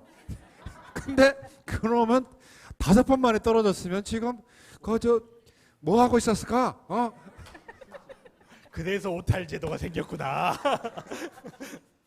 다행히 머리가 좋으니까 합격을 해서 제가 봤을 땐 그래요. 그 변호사들이 진짜 열심히 하면 돈 벌 것 같은데 약간 이런 식으로 이제 변호사만 하려고 할 때는 이제 원고 쪽이든 피고 쪽이든 변호인 하면 웬만큼 돈 버는데 그러면 이제 부인 우리 사모 입장에서 속 터지죠. 처음에 시작할 때 3년이라는 기간이 바로 합격할지 안 할지 어떻게 알아? 여기서 사랑한다고 한마디 해. 일어서 가지고. 그럴까요? 예. 저기 일어서서 한마디 하겠습니다. 사실은 2008년에 신문사를 그만두고 법학전문대학원 시험을 준비하느라고 2번 떨어져서 2년을 다시 날렸고요. 대학원을 다니면서 3년을 써서 사실 결혼하고 5년 동안 백수 생활을 했습니다. 근데 그 생활을 하면서 아내가 되게 이제 옆에서 뭐라고 했으면 힘들었을 텐데 전혀 뭐라고 하지 않고 되게 응원해줬고 돌아가신 장인어른께서는 저는 이제 집에 있어 공부하다가 장인어른이 오시면은 그냥 등산 가고 그랬었거든요. 안 뵈려고. 근데 한 번도 뭐라고 말씀 안 하시더라고요. 그래서 저 대학원 졸업하면서 바로 이제 변호사 시험에 합격을 했는데 제가 이제 그 얘기하면서 종종 하는 말인데 한 10년 전에는 12, 3년 전에는 정말로 완벽하게 야인이었습니다. 애가 둘이 있었지만 공부를 하고 있는. 근데 지금은 변호사가 되어서 그래도 가정과 지역과 사회를 위해서 좋은 일 한번 해보겠다고 열심히 뛰고 있는데 그 밑바탕에는 우리 사랑하는 아내가 있었기 때문에 그렇습니다, 여러분. 자, 일어서서 인사 한번 더 하시죠. 일어서서. 마이크 드릴까요? 큰 소리로 이덕춘 사랑합니다 한번 해주세요. 감사합니다. 보통 5년씩 백수하고 하면 쫓겨나지 않나요? 제 사건 중에 그런 게 몇 개 있었던 것 같은데. 그게 이제 제가 나이로 따지면은 한 90 됐거든요. 만주에서 개 타고 말장사를 했으니까 아시는 분들 아는데 그 인생 살아보니까 다른 게 있는 게 아니고 혼자 성공한 사람은 없어요. 기업들이 돈을 벌면 지들이 잘났다고 생각하는 거 그거 쓰레기들이에요. 팔아준 사람이 있으니까 내 밑에서 일해준 사람이 있으니까 기업들이 돈을 버는 거거든요. 정치인들 마찬가지 아니에요? 표 달라고 할 때 그 표를 찍어주면 뭘 다 해줄 것처럼 다 해놓고 나중에 가면 쌩까는 게 일반적이잖아요. 어떤 남자가 성공을 했어요. 혼자 잘나서 성공하는 경우는 없거든요. 누군가가 뒤에서 서포트를 하는 거거든요. 좀 더 나아가면 전주는 양반분들이라고 그러시는데 실제로 남자가 성공을 하면 남자의 몫은 50%밖에 안 되는 겁니다. 내조하는 사람. 나를 낳아서 키워준 부모, 나를 내조해준 사람들까지 다 그 성공의 원인이 돼야 되는데 아직도 한국 사회는 그게 멀었어. 누가 성공을 하면 그 사람 혼자 성공했다고 생각을 하는 거예요. 엄마들 내 말 맞죠? 예? 예. 그 감정이 쉽게 표현하면 페미니즘의 시작인 거예요. 요즘 좀 약간 하기도 한데 아무튼 이덕춘은 내가 봤을 때 그런 관점에서는 진짜 훌륭한 사람이 아닌가. 인격적으로는 방송 패널로는 적당하지 않지만 정치인으로서는 그렇다. 여러분 답답하실 것 같아서 주제를 한번 바꿔보면 우리가 서울에서 알고 있는 몇 가지만 말씀드리려고 이제 여러분 방송으로 잘 이야기할 수 없는 비하인드. 지금 촬영하시는 분은 없죠? 하지 마요. 하나, 둘, 셋, 넷. 아 지금 녹화를 하고 있구나. 나중에 편집하실 때 윤석열은 지금 누구나 다 알겠지만 심각한 당뇨 첫 번째. 그 당뇨 합병증이 지금 신장이 안 좋아요. 근데 윤석열은 현재 알코올 중독 상태입니다. 여기 계시는 분 중에 윤석열과 비슷한 분 계실지도 몰라요. 하루라도 술 안 먹으면 잠 안 오시는 분. 솔직하게 손 한번 들어보세요. 다행히 없다. 다행히 없다. 그러니까 당뇨, 알코올 중독, 신장 이 정도 되면은 더군다나 그런 체형, 아마 의사도 계시지만 그런 체형은 기본적으로 심장이 안 좋을 수 있어요. 아까 말한 신장이고 신장이 안 좋으면 나중에 심각해지면 투석해야 되죠. 의학적으로 설명을 좀 해줘 봐. 왜 저를 물고 들어지세요? 저는 아무 말도 하지 않습니다. 그러니까 저는 모릅니다. 내가 봤을 때는 윤석열이 우리가 탄핵하지 않아도 임기 채우기 힘들 수 있어요. 그 상태에서 뭐 이렇게 뭐 바보 같은 놈 하나를 그냥 대통령 만든 저 있잖아요. 그분이 입장에서는 내가 대통령 만들었다고 생각하는 거예요. 맞아. 이거 좀 해주면 안 될까요? 오늘 전주에는 샤넬 들고 오신 분이 없네.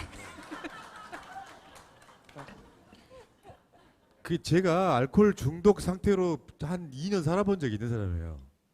그 사업 망해가지고 뭐 방송사 나와서 사업했다가 망하면서 한 2년 정도 폐인으로 살아봤는데 술을 안 먹으면 불안해가지고 잠을 못 잘 정도가 아니라 술로 인해서 세상 만사 있는 거예요. 근데 예를 들면 생각 한번 해보시자고. 내가 정치 열심히 했어. 막 해외도 나가고 막 해가지고 막 다 했는데 그래서 지지율이 오를까라고 또 지지율 나오는 거 보면 떨어져 있어. 이게 1년 반 동안 계속 반복됐잖아요. 그거 여러분 생각보다 훨씬 더 스트레스입니다. 그런데 강서구청장 보궐선거를 했더니 서울에서 17% 차이가 나는 거는 어마어마한 사건이에요. 보통 보궐선거는 진보 쪽이 이기기 힘들어요. 왜? 어르신들이 다 투표해버리거든. 그러니까 사전선거를 통해서 투표를 올리려고 사전선거일을 이틀을 두고 본투표일을 만들었잖아요. 근데 17% 차이가 났어요. 그게 10월 달에 있었죠. 11월 지나고 지금 12월이잖아요. 그 사이에 국민의힘하고 윤석열이 다 까먹어 버렸어요. 이대로 가면 우리는 완전히 진다. 다 까먹어 버리고 지금 또 윤석열 옛날로 똑같이 돌아갔어요. 노란 봉투법 거부권, 방송 3선 거부권 똑같이 돌아갔단 말이에요. 하늘이 준 기회가 한 번 있었던 거예요. 강서구청장 보궐선거 이후에 싹 바꿔라. 싹 바꾸라는 게 뭔지를 모르는 거예요, 사람들은. 제가 방송으로 늘상 말씀드렸지만 문재인이 한 거라서 싫어, 민주당이 한 거라서 싫어라고 방향성을 바꿔버리면 지금 갖고 갈 수 있는 게 단 한 가지도 없는 거예요. 예를 들어서 문재인 케어, 여러분들 병원 가실 때 돈 들어가지 않았던 것들을 다시 원점으로 돌리는 것은 방향성이 아니잖아요. 왜냐? 되게 어렵고 길게 아까 초반에 이야기했던 거랑 비슷한 이야기인데 자본주의가 강화되면 부자는 더 벌고 가난한 사람은 더 가난해지는 거란 말이에요. 지금 우리나라 인구의 한 10% 정도 되는 사람들이 우리나라 돈의 90%를 갖고 있는 구조예요. 나머지는 그 나머지 우리가 나눠 먹는 거라고. 그러면 이 사람들한테 세금을 더 많이 걷어갖고 골고루 잘 살게 해줘야 사람들이 건강하게. 아, 뭐 가난하지만 돈이 이번에 민주당에서 그거 한 거 아니에요? 저기 저 간병비 국가가 우리 보증할게. 그 관점으로 가야 되는데 정반대로 가고 있어서 어르신들이 병원 가려고 했더니 갑자기 CT라든지 MRI를 돈 다 내고 찍어 이렇게 된 거란 말이죠. 근데 이게 굉장히 단편적인 이야기고 한 100가지, 200가지 방향성을 정반대로 갔잖아요. 그러니까 여러분들 조금 아시는 분들은 미치겠는 거예요. 이게 나라가 걱정되고 남북관계도 마찬가지고 경제 마찬가지고 문화 마찬가지고 그 모든 게 다 그렇단 말이죠. 그런데 이 방향성을 틀 수가 없는 거예요. 구조가. 왜냐하면 윤석열을 지지하는 아무 생각 없는 극우들은 만약에 윤석열이 진보 쪽 아젠다로 방향을 바꾸잖아요. 그럼 자기 지지한 사람들이 빠져버리거든. 에라 모르겠다. 계속 극우로 가자. 지금 윤석열의 스탠스가 이건데 열심히 하지 않고 지지율이 올라가지 않으니까 스트레스를 받고 원래 좋아하던 술을 오늘 또 마시고 내일 또 마시고. 예전에 그 이야기 제가 예측했던 게 딱 맞았던 사건이 하나 있었어요. 얼마 안 됐어. 윤석열이 외국 갔다 와가지고 환영 나온 사람들 있잖아요. 국민의힘 사람들이나 비서실 사람들 악수 하나씩 하고 들어왔잖아요. 마지막에 지가 서가지고 김건희가 대통령인 것처럼 했던 사건이 있었다. 근데 그 사건이 그거예요. 제가 예측한 게 그대로 맞았어. 술 마셔가지고 너무 많이 실수를 한 거예요. 비행기가 왜 외국 많이 나가 보신 분 알잖아요. 한 번 타면 몇 시간씩 타니까 할 수 있는 게 뭐 있냐면 술 먹는 거예요. 그러니까 김건희가 마시지 말라고 했지. 그래갖고 그 대판 싸운 거야. 그리고 자기 간에는 이제 얼굴 붉히고 뭐 할 수가 없으니까 나와가지고 자기가 마지막에 서서 김건희 대통령하고 악수한 거예요. 근데 여러분들 아마 여러분들 뭐 손을 안 드실지 모르겠지만 당뇨나 이런 거 있으신 분이 있잖아요. 제가 건강 프로그램 PD였어요. 원래 거의 반 의사야. 당뇨 걸리신 분들은 술을 한 잔도 하면 안 돼요. 피가 찐득해지고 피 안에 그 당분이 들어가서 피가 찐득해진 거예요. 그러면 피가 찐득해지면은 머리끝부터 발끝까지 찐득한 피가 돌아다니면서 이제부터 썩기 시작하는 거예요. 술은 한 잔도 하면 안 돼요. 근데 당뇨 환자 신장 안 좋고 심장도 안 좋고 알코올 중독. 지금 걱정돼서 하시는 말씀. 그럼요. 네. 나는 내가 아는 사람이 뭔가 불행한 일을 당하길 바라지 않아요. 전하! 아니 되옵니다. 이런 거예요. 혹시 누가 찍고 계시면은. 아무튼 윤석열 상태가 그렇다. 그 비하인드 하나. 알고 있는 거 빨리 풀어. 이런 데 풀려고 우리가 지금 아니, 근데 방송을 이제 안 나가니까. 참 여러분들을 우리 용산에 계신 분께서 별로 안 좋아하실 것 같아요. 말씀하신 것처럼 이렇게 병세가 심각하면 국민들이 좀 케어를 해줘야 되잖아요. 그런데 국민들의 마음은 케어해주고 싶은 생각이 전혀 없는 것 같고 내년 총선에서 좀 제대로 심판해서 네 스스로 바로잡지 않으면 국민들이 바로잡겠다 이런 생각들을 하고 계시는 것 같은데 여러분들은 안 그렇습니까? 그리고 아이, 무슨 소리세요? 국민들이 우리 전하의 몸 옥체 보존하시라고 내려오시라고 그러잖아요. 진짜 걱정하는 공무에 거네. 너무 과중하시니까 내려오셔서 좀 쉬시라고. 이제 그만 모든 걸 내려놓으시고 그런 거 아니었어요? 저는 그런 건 줄 알았는데. 그러니까 이번에 그 영상 보신 사람 분들 있죠. 왜? 이 영상. 나 이렇게 방송 한번 해볼까요?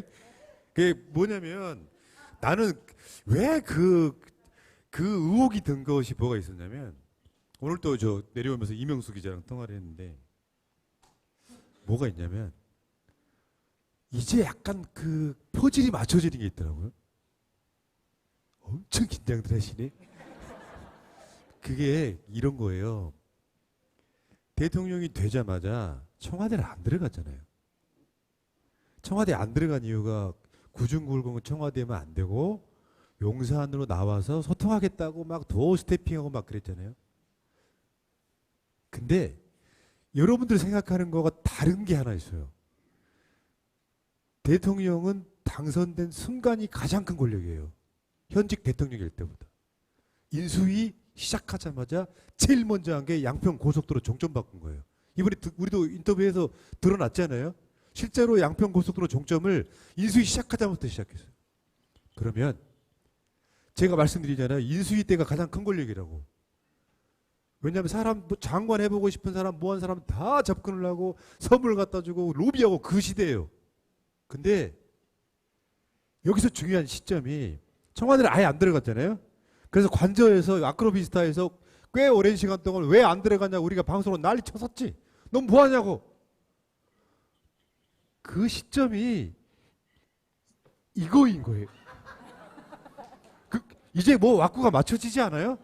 왜냐하면 관저로 들어가게 되면 국가 시스템 안에 그나마 들어가는 거잖아요. 아크로비스타 지하에 코바나 컨텐츠 사무실이 있었단 말이에요. 아무래도 기존의 청와대 같은 시스템하고 다르잖아요. 그런 겸사겸사해서 원래는 공사가 원래 취임한 게 5월 달이고 공사가 한 2달 안에 끝났었거든요. 기억들 해보시겠지만. 근데 안 들어가. 계속 딜레이가 돼. 이거예요. 지금 생각해 보니까 아 이게 맞들린 거야. 이제 이해가 되시죠? 그래서 임기 초반 또는 그 인수위 시절에 챙길 수 있는 모든 걸 다 챙겼을 것으로 누군가가 이야기하길래 뭐라고 했어? 크게 꾸짖었죠. 그럼 어디 감히 내 앞에서 그런 소리 하느냐고. 그런 이야기 하지 마. 하지 마. 뭐 절대 그러실 분이 아니야. 아유 누군가 찍고 있을까 봐. 이게 있어요. 여러분들 그 방송으로 솔직히 말해 좀 찌질하게 우리 고소당했어요. 뭐 우리 그것 때문에 변호사비 필요해요. 그런 거 안 하고 싶어서 웬만한 이야기는 거의 안 하거든요. 웃자고 넘어가 버리지. 예를 들면 이런 게 우리를 고소한 사람이 약간 고발 고소 사주의 경우가 많아. 엊그저께도 얼마 전에도 김건희 고발 사주 당한 사람에게 이 친구 고발하라고 뭐 안명 고상술 막 성형 이야기했다가 근데 그래도 안 했단 말은 안 하잖아요. 그러니까 그런 상황이라서 고소고발을 당하면 방송을 왜 그 이야기를 안 하는 이유가 첫 번째가 뭐냐면 고소고발한 사람이 우리가 그 사람도 방송 볼 거 아니에요. 호들갑 떠는 걸 그 사람들 즐기는 거잖아요. 우리 고소당해서 어떻게 하는 거 있잖아요. 일체 언급 안 하는 거예요.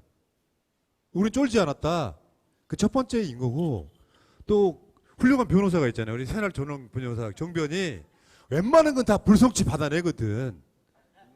자기는 고발 안 당해 방송하는데 이 과정들이란 게 있어요. 근데 그 방송으로 막 뭔가를 막 하고 그럴 때 그 여러분들 생각보다 훨씬 고소고발을 많이 당한다는 거. 그래갖고 이 친구가 저야 이제 그 전부터 방송을 했었고 막 학생운동도 했던 사람이잖아요. 갑자기 자기 인생 망쳤다고 나한테 하소연한 적이 있어요. 이게 정과가 생기거든요. 감옥은 안 가도 벌금 얼마씩 받잖아요. 우리 작년에 벌금 정권 바뀌자마자 바로 기소해가지고 저 같은 경우 벌금 500 맞은 사건도 있어요. 이 친구도 벌금 맞았어. 나보다 낫지만. 정가 1범입니다. 저는 이제 전과 4범 됐는데. 아니 푸나님이야 이제 다 끝난 인생이니까 이제 괜찮은데. 어디 보자. 하나, 둘, 셋, 넷. 4학년 있냐?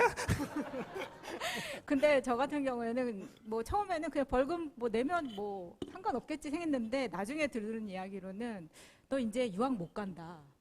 난 유학 갈라 그랬는데? 너 이제 이민도 못 간다. 나 갈라 그랬는데? 그런 거 없어. 정변.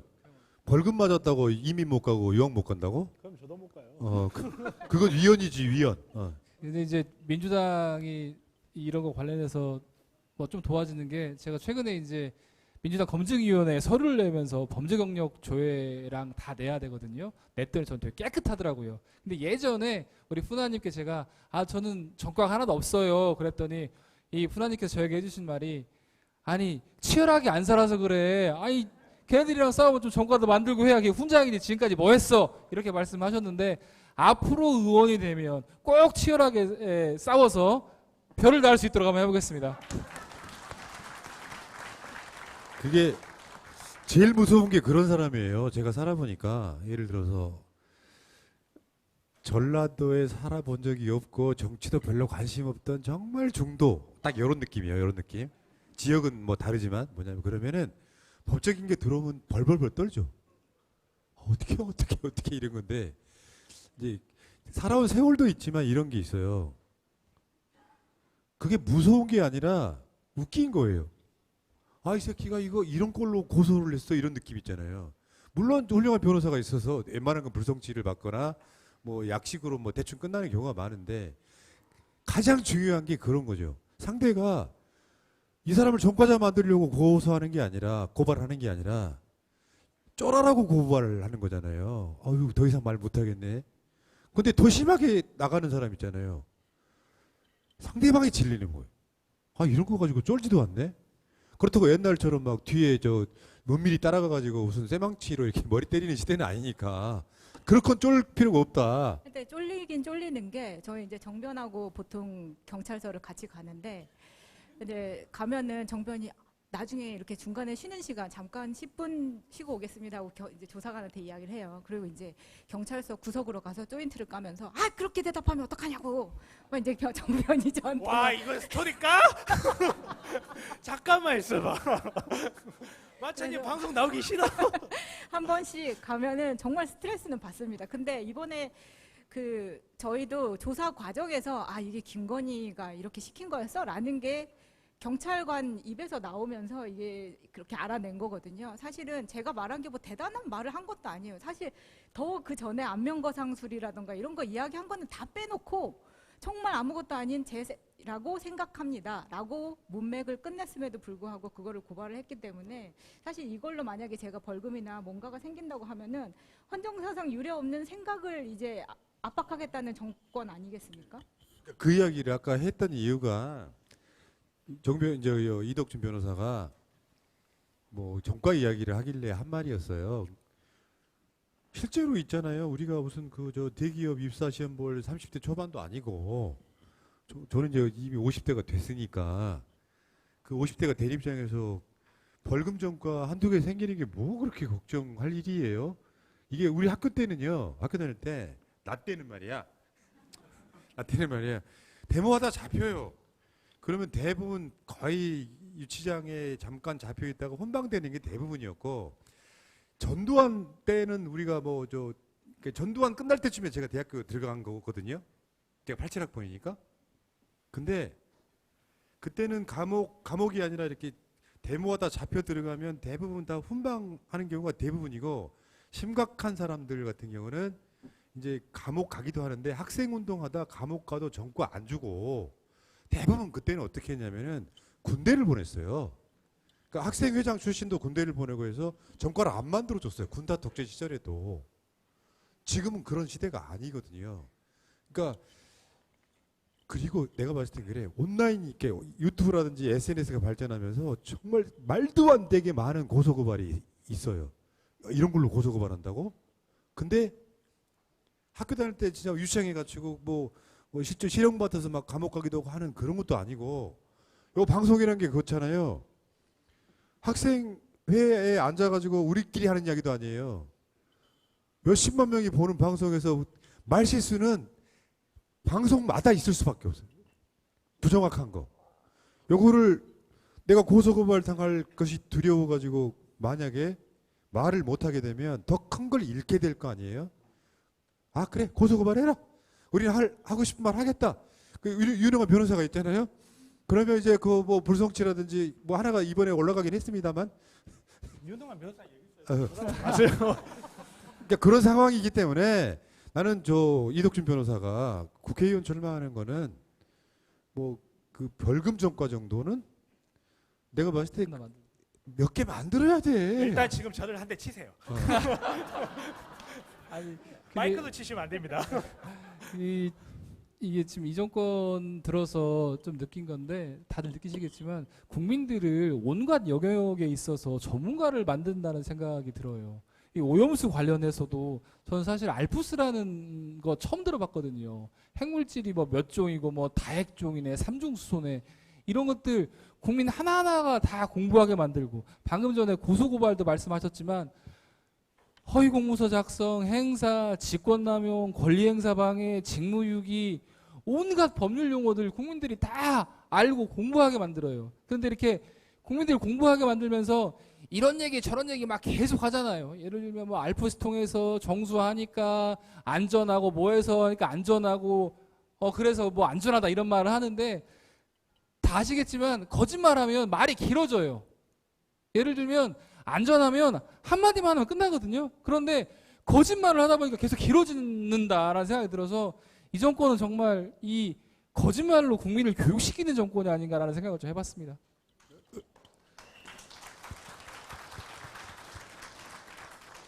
해방 이후에 대한민국 사회에서 가장 질 떨어지는 인간이 정권 잡았다고 보시면 돼요. 현 정권이어서 그런 게 아니라 한번 생각해 보세요. 전두환 같은 군인들도 국민 눈치 봤어요. 여러분들 그 대한민국 사회가 진짜 획기적으로 발전한 게 누구 때부터라고 생각하세요? 노태우 때부터. 이유가 뭐냐면 전두환까지는 군인들이 정치를 했던 거잖아요. 박정희, 전두환 해가지고 전두환 7년, 박정희 18년이니까 이게 벌써 30년 가까운 시간 동안을 군인이 통치했어요. 노태우 때 발전했다고 하는 건 민주화가 돼가지고 직선제를 통해서 우리가 대통령을 뽑게 됐잖아요. 그러면 얘가 그냥 할 수 있는 게 아니라 노태우가 뽑혔을 때는 일반 민주시민들이 원하는 아젠다를 받아줄 수밖에 없는 거예요. 그래서 비로소 노태우 때 북한을 대하는 북방정책이 생겨나요.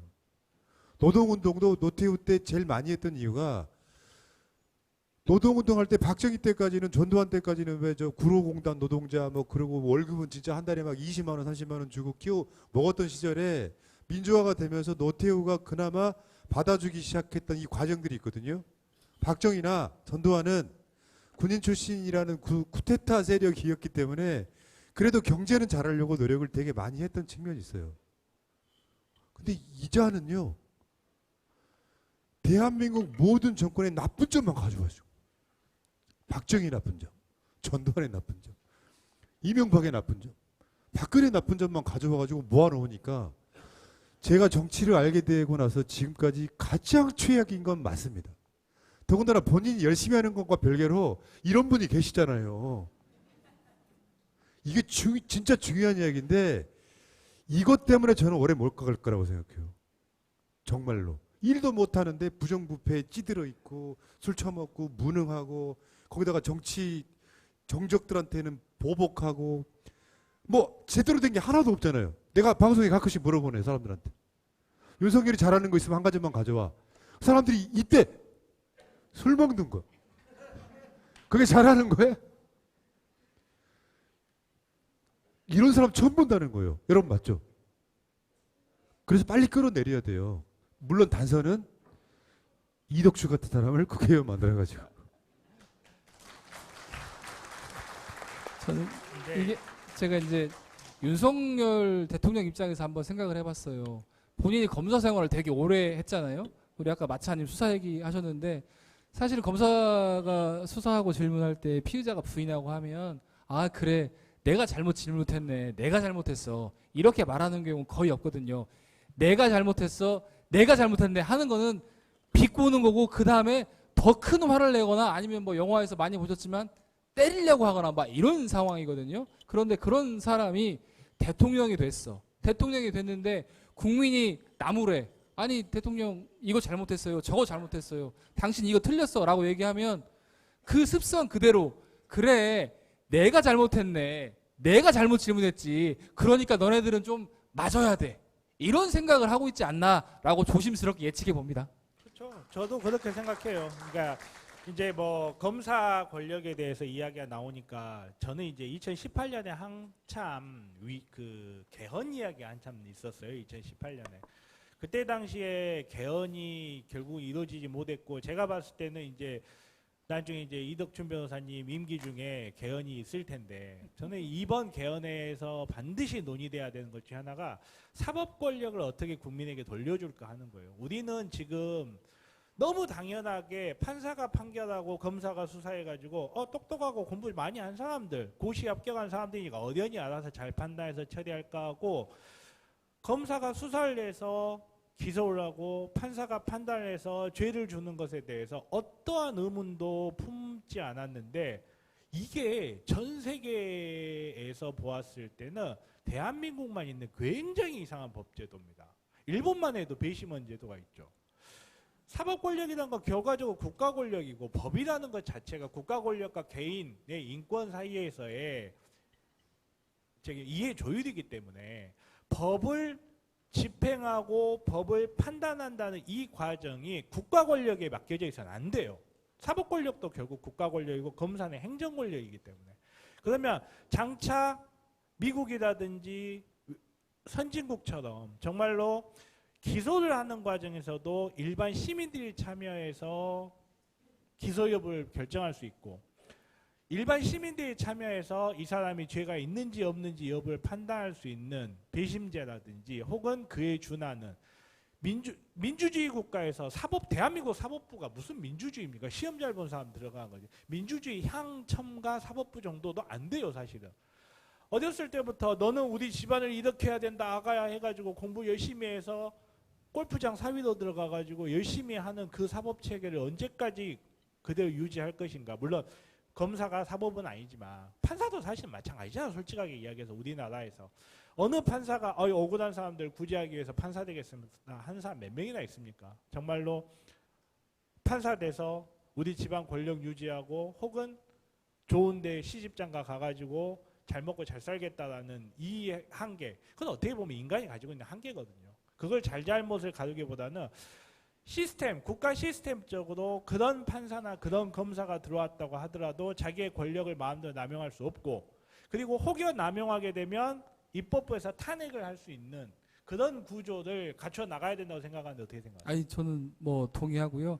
여러분들 다 아실 것 같은데 관공서 중에 예를 들면 세무서나 검찰청에 가면 되게 뻣뻣하고 힘든 거 안 느끼세요?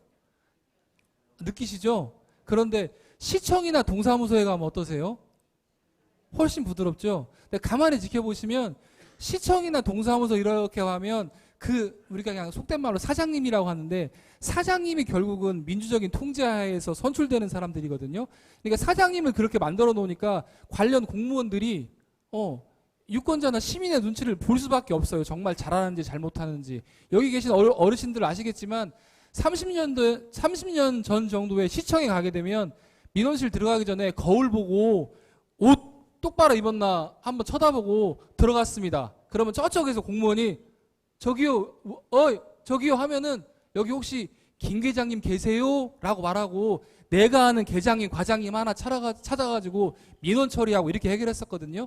그런데 지금 법원, 검찰은, 세무서는 지금도 그래요. 가면 저기 가서 하세요. 밖에 가서 하세요.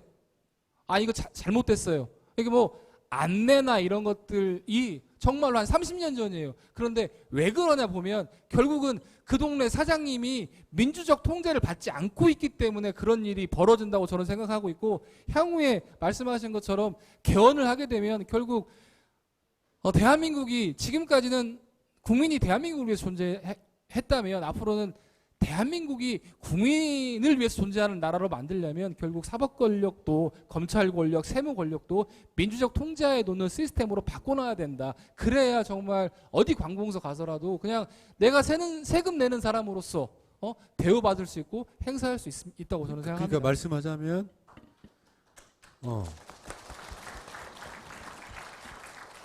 그 대법원장하고 검찰총장을 직선제로 뽑자까지도 주장할 수 있는 거예요. 사람의 약간 일장일단이 있는데, 그러면 예를 들어서 이렇게 윤석열이가 출마를 했어. 검찰총장으로요. 근데 정반대로 이제 이덕춘이 또 출마를 했어. 여야가 돼갖고요.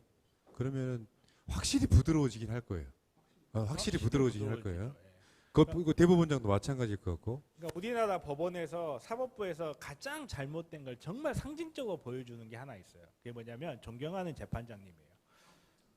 정말로 판사라는 사람이 법과 원칙대로만 판단한다면 그 사람 존경할 필요 없어요. 존경한다고 안 해도 돼요.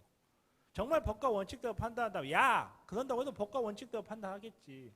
근데 내가 정말 당신을 너무너무 존경합니다. 그러니까 한 번만 봐주세요라고 할 수 있다는 거는 그 구조가 유지된다는 것 자체가 현재 사법부는 법과 원칙이 아니라 실질적으로 인치가 되고 있다는 거예요. 판사 마음대로 검사 마음대로 할 수 있는 구조가 유지되고 있다. 그거 바꾸실 거죠? 예. 긴장하고 계세요.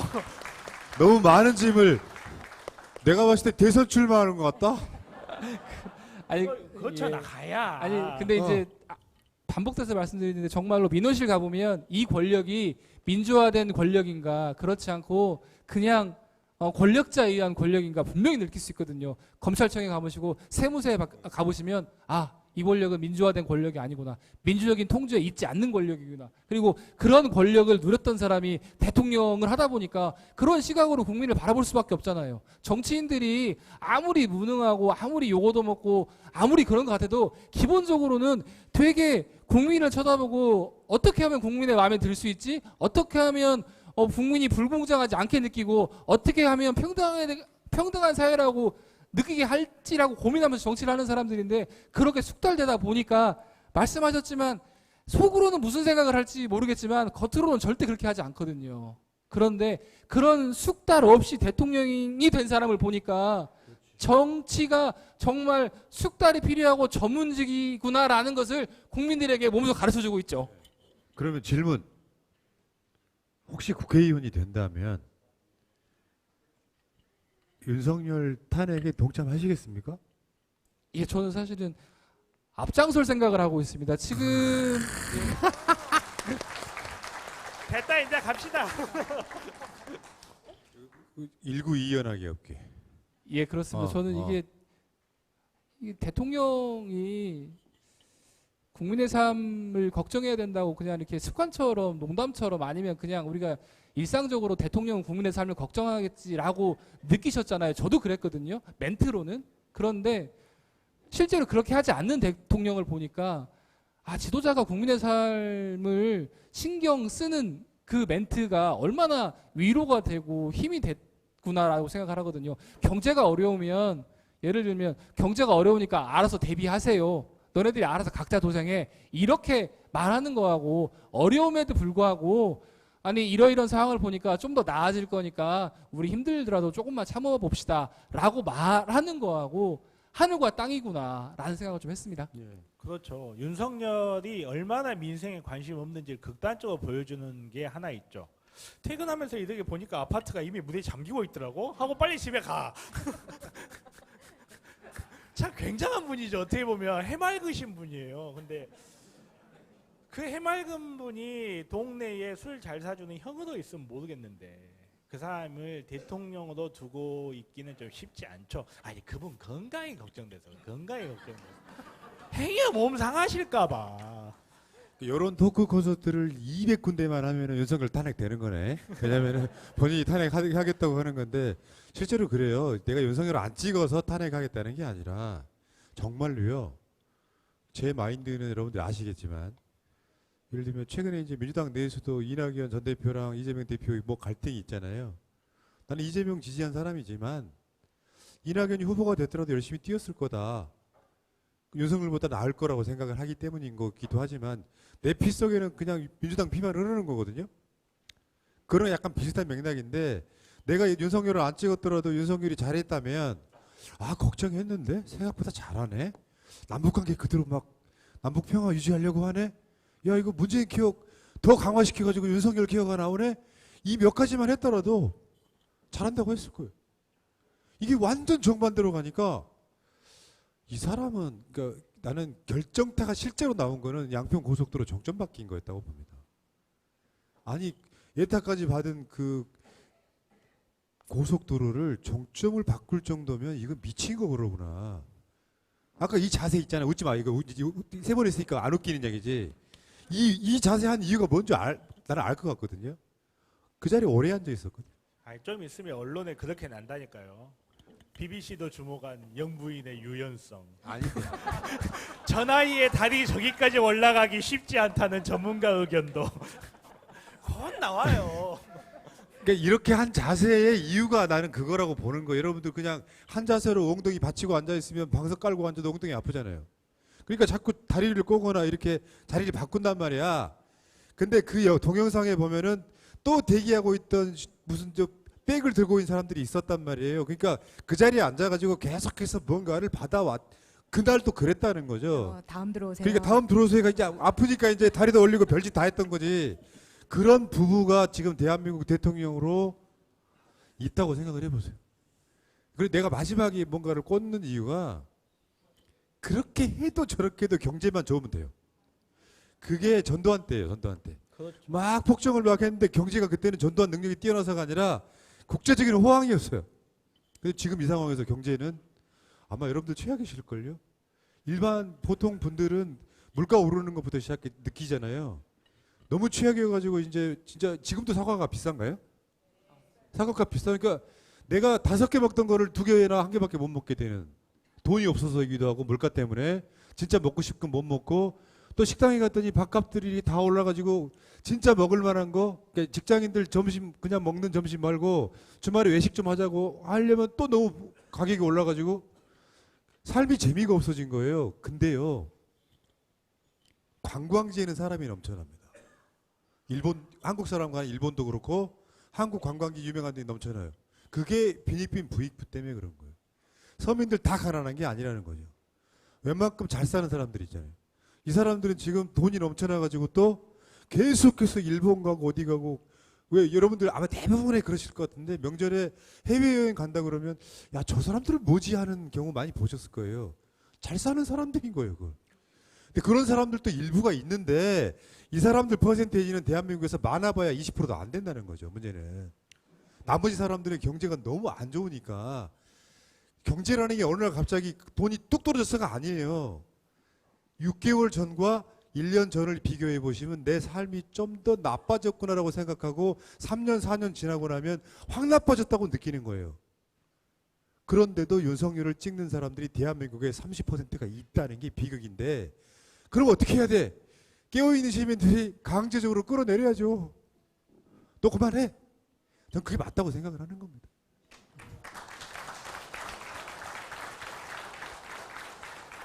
예, 오늘 시간이 이제 많이 돼서 한번 제가 마무리 말씀을 좀 드리도록 하겠습니다. 돌아가면서 말씀을 드리도록 하겠습니다. 원래 진행은 저기 푸나님이신데, 사실 오늘 전주에서 이렇게 새날 공개 방송 할 수 있어서 너무나 좋고요. 혹시 고생하셨다고 박수 한 번만 주시겠어요?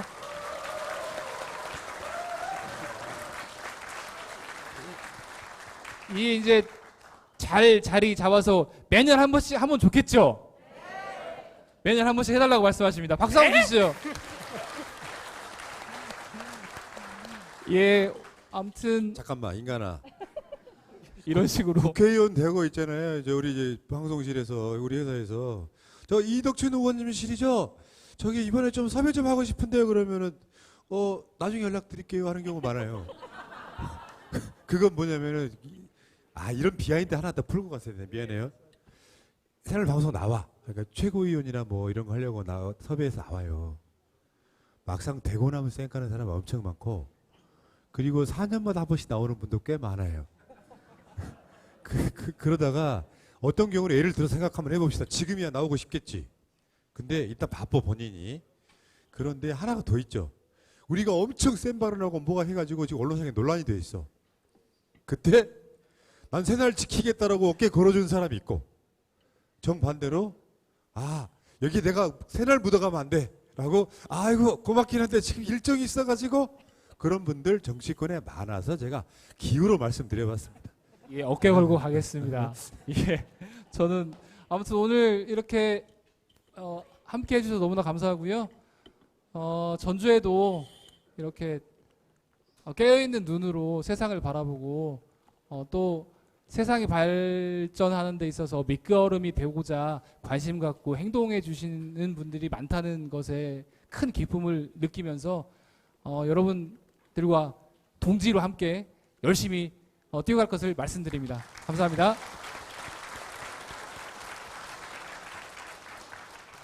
그러니까 정치라는 것을 역사적으로 보면 사실은 정치의 본질 자체가 경제예요, 경제. 사람들이 수렵 생활을 하다가 농경 생활을 시작하고 농경 생활을 시작하려다 보니까 협동을 해야 되고 협동을 하다 보니까 누구는 일 많이 했는데 많이 못 먹고 누구는 일 적게 했는데 많이 먹게 되고 이런 불합리의 그 깨달음에서 경제를 어떻게 조절할 것인가가 사실은 정치의 시작이고 본질이었고 그리고 정치는 본질적으로 약자를 위한 거예요. 세렝게티 초원에는 정치 필요 없습니다. 어차피 힘센 놈이 다 잡아먹으면 되니까. 근데 우리 정치에서 가장 심각하게 문제가 경제가 소외되어 있다는 거고 그 다음에 가난한 사람이 약자가 소외되어 있다는 거예요. 뭐 얼마 전에 보니까 그 이야기 나오더라고요. 내년에 빚 많은 사람, 가난한 사람 힘들 거다. 이런 이야기가 나와요. 그 사람들 늘 힘들었어요. 단 하루도 편했던 적 없어요. 그 사람들 편하게 해줘라고 있는 게 정치예요. 그 사람들이 존재할 수는 있죠. 근데 그 사람들이 내가 법을 지키고 살았을 때 내가 밥을 못 먹고 살게 되면요. 그 사람들은 법을 지킬 이유가 없어집니다. 그 사람들이 법을 지킬 이유가 없어질 때 뭐가 생기냐면 치안 불안이 생겨요. 그 사람들이 나 분명히 교육 받을 만큼 받았고 나 나름대로 살려고 사는데 나의 노력이 외면되고 당장 취직할 곳도 없고 밥 먹을 데도 없는데 그 사람이 법을 왜 지킵니까?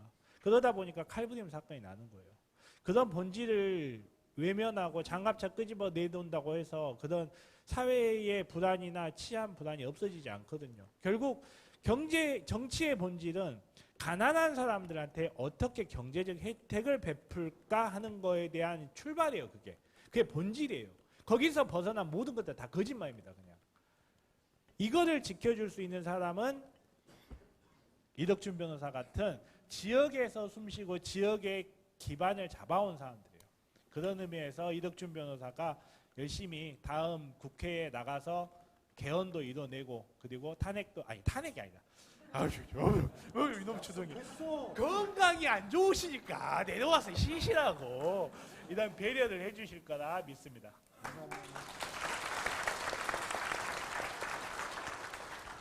지금 사실 대한민국의 실질적인 대통령 역할을 하고 계신 분께서 이제 최근에 관심이 집중이 되고 있는 상황에서 우리 정변이 항상 하는 말이지만 저는 범털이 아니지만 항상 집에 갈 때 자꾸 뒤를 돌아보게 되는 시대가 됐습니다.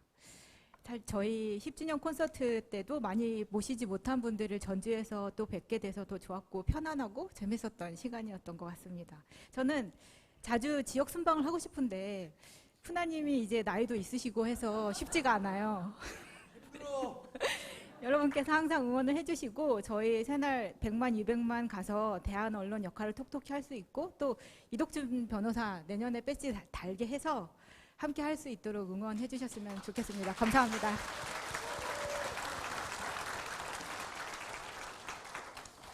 진짜로 힘들다는 말씀을 드리는 이유가요. 하루에 한 15시간 일해요. 제 혼자. 겨우 잠만 자는데 주말은 쉬고 싶은 거예요.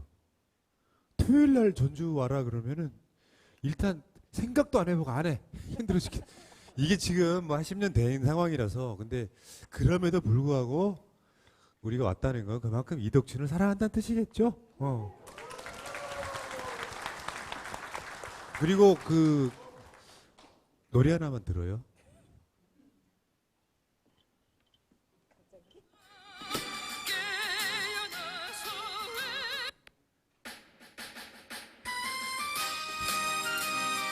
일어나셔가지고요.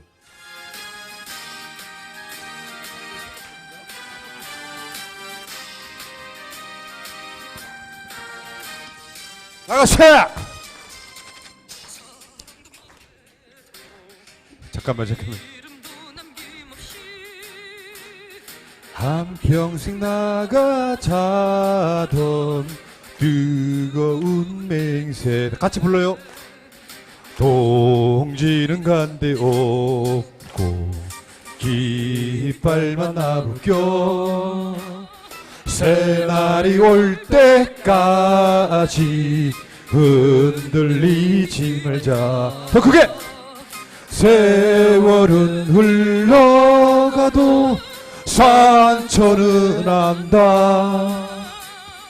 태어나서 외치는 뜨거운 함성